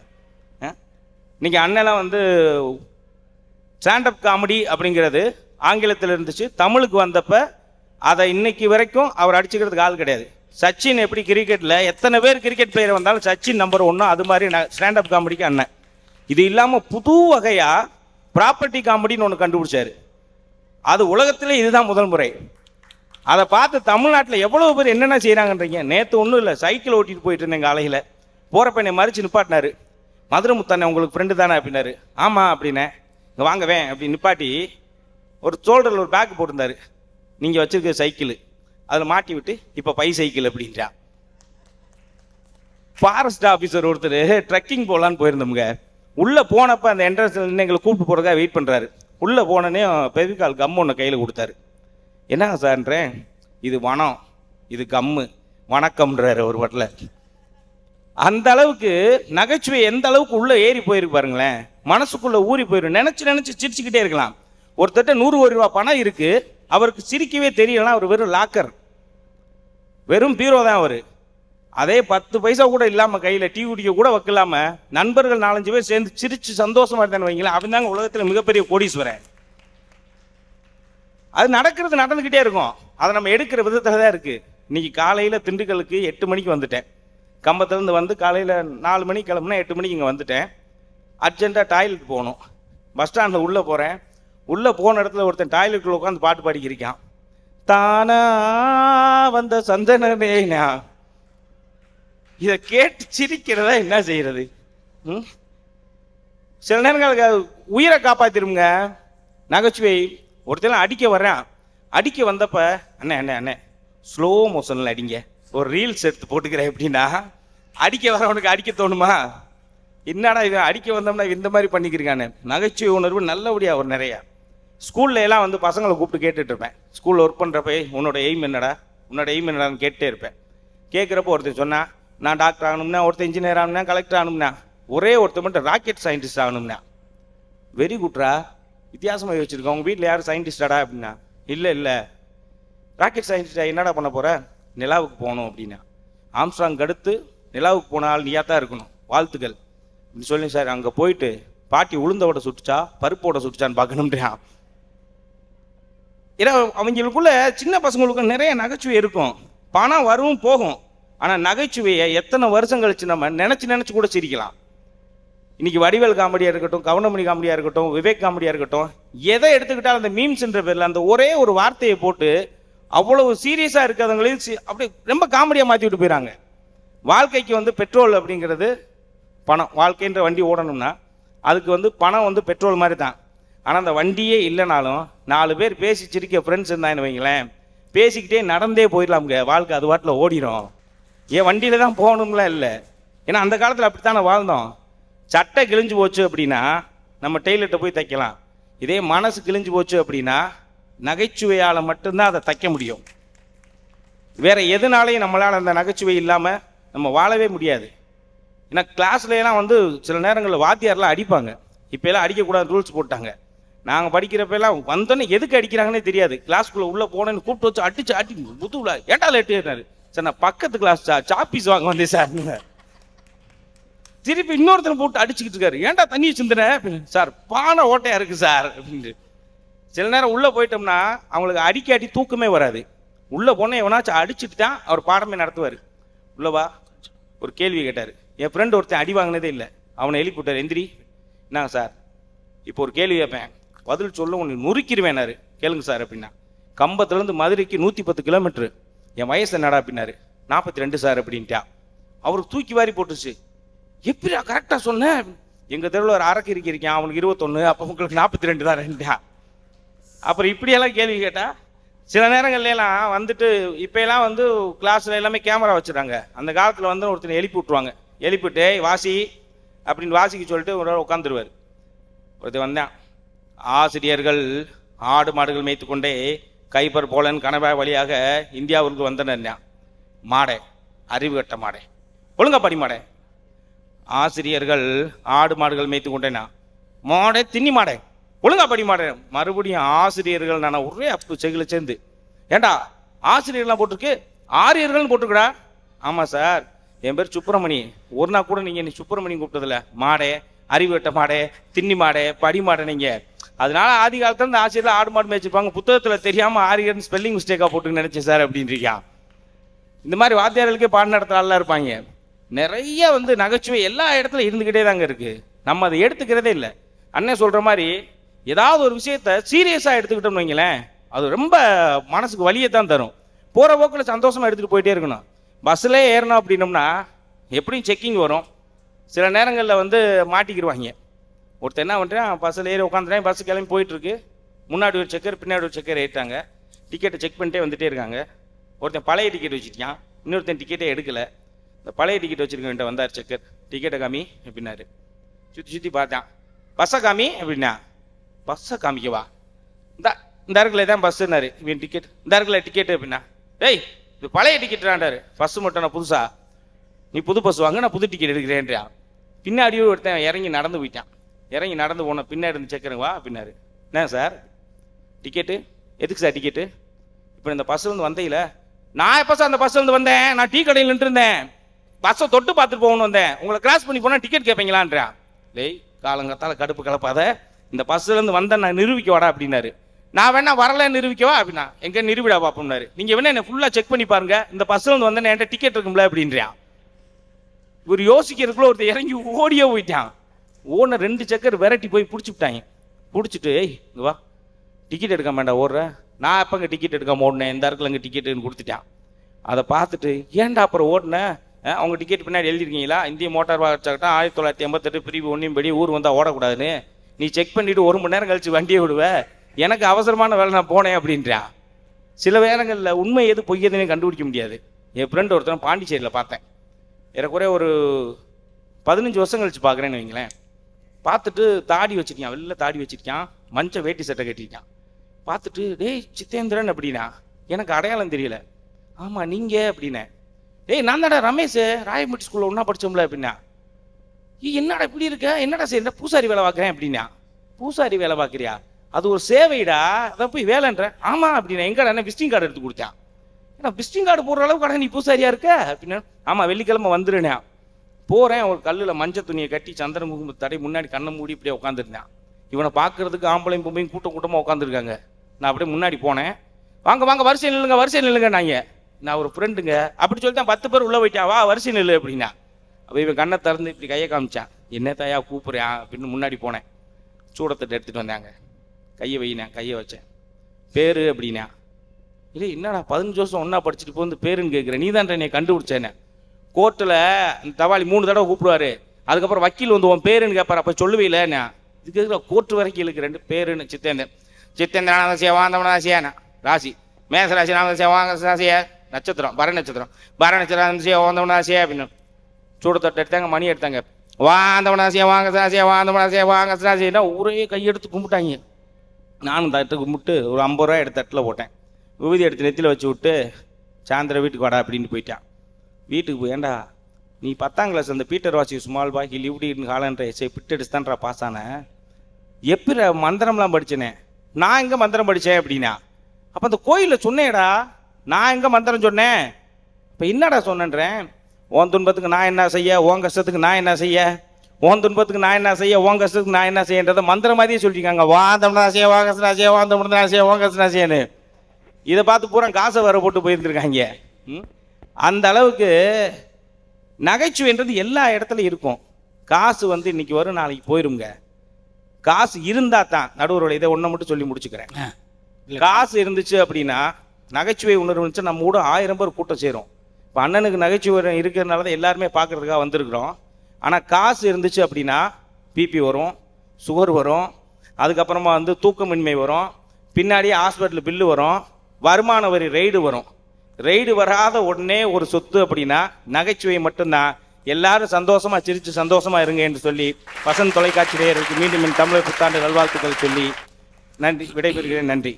மனச்சுமையை குறைப்பது பணச்சுவைன்னு சொல்லி ஏகப்பட்ட கருத்துகள், செய்திகள். இல்லை பணம் தான், பணம் இல்லாட்டி என்ன ஆகும்? சந்திரபாபு ஒரு படத்தில் பாடுவார் பார்த்தீங்க, கவலை இல்லாத மனிதன். பாருங்க, அவருக்கு ஒரு சோகத்தை பாருங்க. அவர் வாட்டுக்கு நடிச்சுக்கிட்டு இருந்தவர் ஒரே ஒரு படம் எடுத்தார், கவலை இல்லாத மனிதன். அதோடு அவருக்கு கவலை ஆரம்பிச்சிச்சு. எப்படி அதில் ஒரு பாட்டு போடார், பிறக்கும் போதும் அழுகின்றான், இறக்கும் போதும் அழுகின்றான், இடையில் ஏண்டா சிரிக்க மறந்தாய் மானிடனேன்வார். பார்த்தீங்களா? ஒரு ஒரு ஒரு பிறப்பு எப்படி இருக்கணும், ஒரு இறப்பு எப்படி இருக்கணும். வீடவே சிரிக்க வைத்து பிறக்க வேண்டும் ஒரு பிறப்பு. ஒரு இறப்பு எப்படி இருக்கணும், அந்த ஊரவே அள வைத்து இறக்கணும். ஐயோ போயிட்டானே, எல்லாம் ஒருத்தர் இறந்த ஊரே அழுகுறாங்க, எல்லாம் நிறுத்திட்டாங்க, ஒருத்தன் மட்டும் நிறுத்தாமல் அழுகிறான். ஏண்டா 4 லட்ச ரூபா வாங்கிட்டு போயிட்டாவான்ல, நான் யார்கிட்ட இப்படி அழுக வச்சுட்டு போயிடக்கூடாது. இது வேற வகையான அழுகை. எல்லாத்தையும் சந்தோஷப்படுத்தியிருப்போம். அந்த வகையில் நிரம்ப செய்திகள். சார், சிரிப்பில்லாத முகத்திற்கும் உயிரில்லாத முகத்திற்கு பெரிய வித்தியாசம். சிலரை பார்த்தா எனக்கே ஜோக்கு மறந்துடும், இப்படியே தான் உட்காந்துருப்பார். டாக்டர் ஜோக்கா பார்த்துக்கிறோம், நான் டாக்டரவே நேரில் பார்த்தவேன், டாக்டர் ஜோக்கெல்லாம் எங்களுக்கு பெரிய விஷயமா அப்படின்பார். அவர்கிட்ட நம்ம என்ன சொல்ல முடியும்? ஆச்சரியமாக இருக்கும். டாக்டர்கிட்ட போய் உட்காந்தோன்னே டாக்டர் தூக்கமே வரமாட்டேன். நீங்கள் தூங்குறதுக்கு முன்னாடி 1 2 3 4 5ன்னு எண்ணிக்கிட்டே இருங்க, அப்படியே டயர்டாகி தூங்கிடுவீங்க. சூப்பர் சார், போயிட்டேன். காலையில் அவனை பார்த்தார், ஏன்னா தூக்கம் வந்துச்சா, எவ்வளோ எண்ணீங்க? 8,80,456 வரைக்கும் தூக்கம் வந்துச்சா, விடிஞ்சிருச்சா, ஆஃபீஸுக்கு போயிட்டேன் அப்படி. இதவே கவனமாக வச்சு எண்ணிக்கிட்டு இருந்திருக்கான் சார். ஆச்சரியமா இருக்கு பார்த்தீங்களா? போய் அடுத்தாள் வையா, அதே டாக்டர் உட்காருங்க. இந்த நகைச்சுவை என்னென்ன, ரொம்ப நெருக்கடியாக இருக்கிற இடம் மருத்துவமனை சார். மருத்துவமனைக்கு நீங்கள் பார்த்தீங்கன்னா அவ்வளோ நகைச்சுவை இருக்கும். டாக்டர் உட்கார சொல்லிட்டு, சொல்லுங்க, தினமும் கனவுல நமிதா வர்ற மாதிரியே கனவு வருது சார். அதுக்கு நான் என்ன செய்யணும்? கொஞ்சம் நேரில் வர்ற மாதிரி ஏதாவது மாத்திரை இருக்கா சார்? ஏண்டா நாங்கள் என்னடா செஞ்சுக்கிட்டு இருக்கோம்? இப்படியாலையும் டாக்டர் சமாளிக்கும். டாக்டருக்கு விதவிதமான ஆட்கள் வருவாங்க. வேமா போய் ஒரு 5:30 மணி இருக்கும், போய் ஓடி போய் இந்த இடத்துல தட்டி, டாக்டர் கண்ணு மங்களா தெரியுது அப்படின்னா, உனக்கு உண்மையிலே மங்களா தெரியுது, நான் வக்கீல்ப்பா, டாக்டருக்கு அந்த ரூமில் அங்கே இருக்காருப்பா அப்படின்னு. பார்த்துறீங்களா? நடக்கு போனா டாக்டர் சொல்லுப்பா என்ன செய்யுது? ரொம்ப வாயில் துர்நாட்டம் வருது டாக்டர். எப்போ இருந்து? நீங்கள் வாய் திறந்து என்னை கேவலப்படுத்துறதே நீ வந்து, உனக்கு என்ன போய் செய்யுது? கண்ணு மங்களா அப்படி படி சொல்லியா? நான் மருந்து ஊத்துறேன், எரிச்சலா இருக்கா சில்லுன்னு இருக்கான்னு. சரி டாக்டர் படு, மல்லாக் படு. ஊத்திருக்காரு, எப்படி இருக்கு? இல்லை இனிப்பா இருக்கு டாக்டர், இன்னும் கொஞ்சம் ஊத்துங்க. இவருக்கு என்ன தெரியாம வாயில ஊற்றி விட்டு இருந்திருக்காரு. டாக்டர் எப்படி சேர்ந்துருக்காங்க பாரு. அப்புறம் ஒரு வழியாக ஆப்ரேஷன் பண்ணி முடிச்சுட்டு சக்சஸ் அப்படின்னு இருக்காரு. ஆனால் தம்பி ஒரு சின்ன தவறு, நீங்கள் வலது கண்ணை சொன்னீங்க, நான் இடது கண்ணை பண்ணிவிட்டேன். அதுக்கு அவன் பயப்படவே இல்லை. பரவாயில்ல சார். என்னப்பா பெரிய விஷயத்த சாதாரணம், உன் கூறுவார் தெரிஞ்சா நானே கண்ணை மாற்றி சொன்னேன், நீ எப்படி இந்த கண்ணைத்தான் பண்ணுவேன்னு தெரியும், டைரெக்டாக சொன்னால் நீ என்னை எப்படி குழப்ப. அப்போ டாக்டரை பற்றி சைக்காலஜின்னு தெரியணும், தெரிஞ்சாதான் சமாளிக்கணும். பார்த்தீங்களா? இன்னொரு டாக்டரு அந்த லாரியில் உள்ள போடு படிங்க, தெரியலையே சார், அப்போ ஆப்ரேஷன் பண்ணித்தான். அவ்வளோ அவசரமா டாக்டர்? உனக்கு இல்லை எனக்கு, புதுசாக ஒரு மிஷின் வாங்கியிருக்கேன், ஸ்கேன் மிஷினு, இஎம்ஐ கட்டணும் 3ஆம் தேதி அப்படின்னு மல்லாக்க போட்டு ஆப்ரேஷன் பண்ணிவிட்டு, இப்போ அந்த லாரியில் உள்ள எழுத்து படிங்க, கரெக்டாக தெரியும். பார்த்துருக்கேன். என்ன எழுத்து தெரியலையா? லாரியே தெரியலையா டாக்டர் அப்படின்னு இருக்கா. முன்னாடியாவது கொஞ்சம் நஞ்சம் தெரிஞ்சு, இப்போ சொன்னோன்னே சிரிக்கிறோம். ஆனால் மருத்துவமனை எப்படி இருக்கும்? ரொம்ப நெருக்கடியோடு இருக்கிறார் இருக்கு. பார்த்தீங்களா? காற்று நுழைய இடத்துல விட நகைச்சுவை நுழைஞ்சு. ஆனால் நம்மளுக்கு ரசிப்பு இருக்கு. யாரும் காலைல எந்திரிக்கிறப்ப யாராவது சாமி கும்பிட்டு கடவுளே இன்னைக்கு பொழுது நல்லா இருக்கணும் அப்படின்னு எந்திரிக்கிறோமா? காலையில் எல்லாரும் சொல்கிற மங்களகரமான வார்த்தை என்னது? ஐயோயோ மணி 7 ஆச்சா. ஐயோன்னு ஆறு தெரியுமா? யமனுடைய மனைவி. காலோட யமனுடைய மனைவியை சொல்லிட்டு அந்த பொழுது வரும், ஐயோ மணி இங்கே 7 ஆச்சா. எங்கேயுமே அந்த நேரம் 7 தான் சொல்லிட்டு வேமா போகிறோம், வீடை பூட்டிட்டு சாவியை தொங்கிட்டு பூட்டை பைக்கில் ஓடிக்கிட்டு பாய். ஒருத்தர் ஆர்சி புக்கு, லைசன்ஸு, கல்மெட்டு எல்லாம் எடுத்துட்டேன், டூலரை மறந்துட்டு போயிட்டான். ஏதோ ஒன்று மறந்துட்டு போகிறோமே. ஒருத்தர் ஆஃபீஸ்லேருந்து வந்தோடனே, என்ன லட்சுமி ஆஃபீஸுக்கு எதை எடுத்துகிட்டு போகலான்னு மறந்துட்டு வரேன்னா, பெட்டியை கரெக்டாக கொண்டு வந்துட்டு மாதிரி. யோ நீ காலைல போய் பெட்டியை எடுத்துகிட்டு போலையா? இது யார் பெட்டியாக கொண்டு வந்திருக்க சார்? படபடன்னு கலகலன்னு சிரிப்பவனுக்கு மறந்து போன விஷயம் கூட ஞாபகத்தில் வரும். ஆனால் கலகலன்னு சிரிப்பவனுக்கு, ஒரு வார்த்தை சொன்ன படபடன் கோபுரனுக்கு நினைவில் உள்ள விஷயம் கூட மறந்து போயிடும். இவங்க சொன்னாங்களே பணச்சுமை, அது சுமை இல்லை, பணத்தை சேர்ப்பது பலூனில் காற்று நிரப்பது மாதிரி ஊதி ஊதி மூச்சு திணற பலூனை கொண்டு, அவ்வளோ கஷ்டம். பணம் சம்பாதிப்பது பலூனில் காற்று நிரப்பது மாதிரி, செலவழிப்பது ஒரு குண்டூசி வச்சு டொப்புன்னு ஓட்ட வர மாதிரி சொடக்குன்னு போய். இந்த அவங்க சொன்னாங்களே நீலவணி, அது கிரெடிட் ஆகும்போது கிடைக்கிற மகிழ்ச்சி, அரை மணி நேரம் தான் அந்த மகிழ்ச்சி. டப்பு டப்புன்னு எடுப்பாங்க, கார்டிவ் எடுப்பாங்க, கரண்ட் இருக்கு, எல்லாத்துக்கும் எடுத்து போக சொத்து 3 மணி நேரத்தில் போயிடும். எல்லாமே அற்புதமான விஷயம் சார். ஆனால் பாருங்க, இன்ன வரைக்கும் வரலாற்றில் நிலைச்சி நிற்கிறவங்களை அப்புறம் பாருங்களேன், பணம் சம்பாதிக்கலாங்க இருப்பாங்க, நிலைச்சி நிற்கணும், நல்ல பேர் வாங்கணும்னா பாருங்க, சிபி சக்கரவர்த்தி புறாவுக்காக தான் உடம்புல தொடையிலேருந்து சதை எடுத்து கொடுத்தார் பாருங்க. முல்லைக்கு தேர் கொடுத்தான் பாரி. ஒரு முல்லை கொடி அப்படி நெளிஞ்சு போறதுக்கு அப்படி இடம் இல்லாமல் இருந்திருக்கு, தேரவை நிறுத்தி போயிருக்கான் சார். முல்லைக்கு தேர் கொடுத்தான் பாரி. மயிலுக்கு போர்வை கொடுத்தான் பேகன். ஒரு குளிரில் நடிங்கின இந்த மயிலுக்கு ஐயோ அப்படின்னு மேலே இந்த அங்க வஸ்திரம் அதை எடுத்து பொத்திட்டு வந்து, இன்னைக்கு செய்ய முடியுமா வீட்டில் ராஜநீதி அப்படி அங்க வஸ்திரம் எல்லாம் கூறுவட்ட மனுஷன். மயில் அது என்ன எப்படி கிடந்தான் உனக்கண்ணா கொண்டு வராம ஒன்னையெல்லாம் பட்டிமன்றம் பேச, ஒன்னையும் கூப்பிட்றாரு மதுரமுத்து, அவருக்கு ஒன்று தெரியாது, உனக்கு 2 சேர்த்து வசம். அப்போ வீட்லேயும் ஒத்துழைப்பு இருக்கணும் பாருங்க. முல்லைக்கு தேர் எவ்வளோ விஷயங்க சார் வரலாற்றில். அப்துல் கலாம் பேசுகிறாங்க பார்த்தீங்களா, ஒருவன் வாழ்ந்த பார்த்து போகிறான், எப்படி வசதியாக வாழ்கிறாயா, பணக்காரன் போகிறான் பார்ப்பாது, ஒருவன் இறந்ததுக்கு போகிறான் பட்டாலும் உண்டு. அதுதான் நம்முடைய ஜனாதிபதி அவர்கள். எவ்வளோ கூட்டம், எவ்வளோ கண்ணீர் அஞ்சலி, சோசியல் மீடியா அப்புறம் இறந்தா இப்படி இறக்குன்னு சொல்லி இறப்பை பார்த்து போகிறான் போகிற அளவுக்கு இருக்கிற அப்துல் கலாம் வந்து பணக்காரர் கிடையாது. மேடையில் ஒரு சால்வை பொத்துவாங்க, அதை கூட வீட்டுக்கு எடுத்துகிட்டு போக மாட்டார். ஏன்னா அதுவும் அவர் பெயரில் லஞ்சம் என்று அவர் நினைத்திருக்கிறார், அங்கேயே போட்டு போயிடுவார். அதில் ஒருத்தன் கிஃப்ட்டை வந்து வீட்டுக்கு அனுப்பிட்டான், உடனே திருப்பி அனுப்பிட்டார். அதனால தான் இன்ன வரைக்கும் உலகம் போட்டுருது. ஆனால் பணக்காரனுக்கு என்ன தெரியுமா, ஒரு ஊரில் ஒரு தாசிலார் விட்டு நாய்க்குட்டி செத்து போச்சுங்க. வந்துட்டாங்க 2000 பேர், ஊர்ல இருந்து அத்தனை பேர் வந்து ஐயோயோ நாய் போச்சே தாசிலார் வவ்வுண்டு குலைக்குமேன்ற ஒருத்தன். இப்போ நாய் வவ்வு தான் குலைக்கும், என்ன காரணம், தாசிலார் விட்டு நாயை பார்த்து அழுகல, தாசிலாரை பார்த்து ஐயோ இப்படி அவதான் அவருக்கு கண்ணில் படுவோமா, பயப்படாங்க சார், அடுத்த நாயெல்லாம் சாகாது உங்க மனசுக்கு அப்படின்ட்டு. நாய்க்குட்டி செத்துக்கு 2000 பேர் வந்தாங்க சார், தாசிலார் விட்டு நாய். அடுத்த வாரம் தாசிலாரே விழுந்து செத்துட்டார். ஒரு நாய் அந்த பக்கம் வரல. இது வரை எதுக்காக, அவருக்கா இல்லை, அவர்கிட்ட இருக்கிற பதவி, அவர்கிட்ட இருக்கிற பணம்.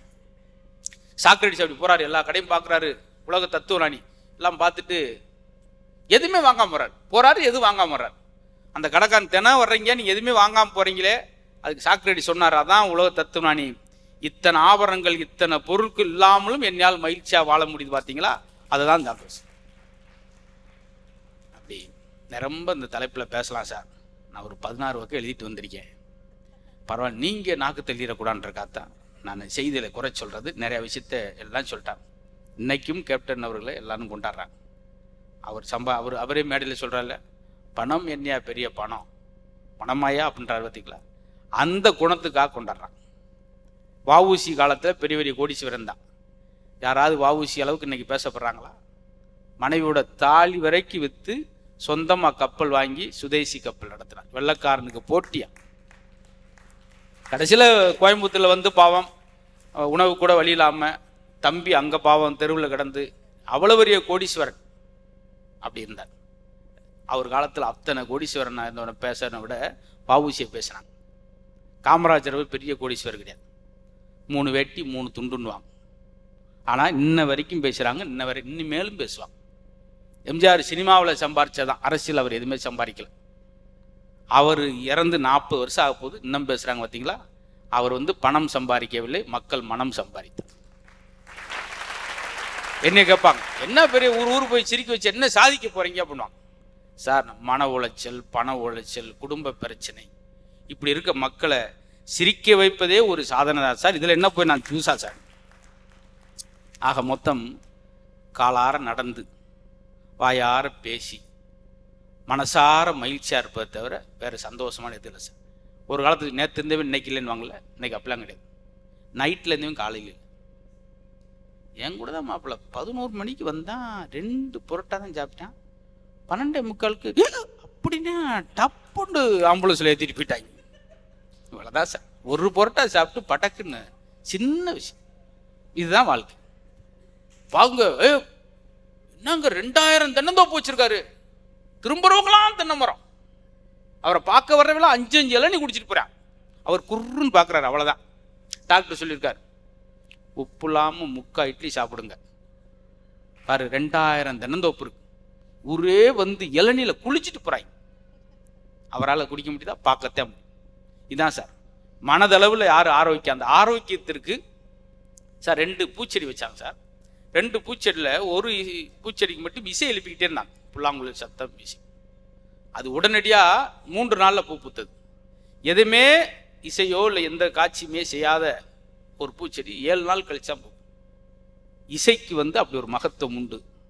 ஒவ்வொரு ராகத்திற்கும் ஒரு நோயை குணப்படுத்துகிற சக்தி மாதிரி இந்த நகைச்சு உள்ளூர் என்ன செய்யும்னா, எண்டோர்மின் ஒரு அமிலம் சுரக்குது சிரிக்கும் போது. அந்த அமிலம் நாள் முழுவதும் புத்துணர்ச்சியாக இருக்க உதவுது. இதெல்லாம் வந்து குட் ஃபீலிங் என்று சொல்லக்கூடிய ஒரு 4 ஹார்மோன்கள் சிரிப்பு மூலம் மட்டுமே சுரக்குது. அது செரோட்டின்ற ஒரு அமிலம், ஹைட்ரோஜன் ஒரு அமிலம், எனக்கு அது சரியாக தெரியல, மேலோட்டமாக 4 அமிலம் சுரக்குது சார். இது மாதிரி வேறு எந்த உணர்வுக்கும் கிடையாது. வெளியே பார்க்கலாம், ஒரு அம்மாலாம் சோகப்பாடலாக பாட சொல்லுவாங்க வெளிநாட்டில்.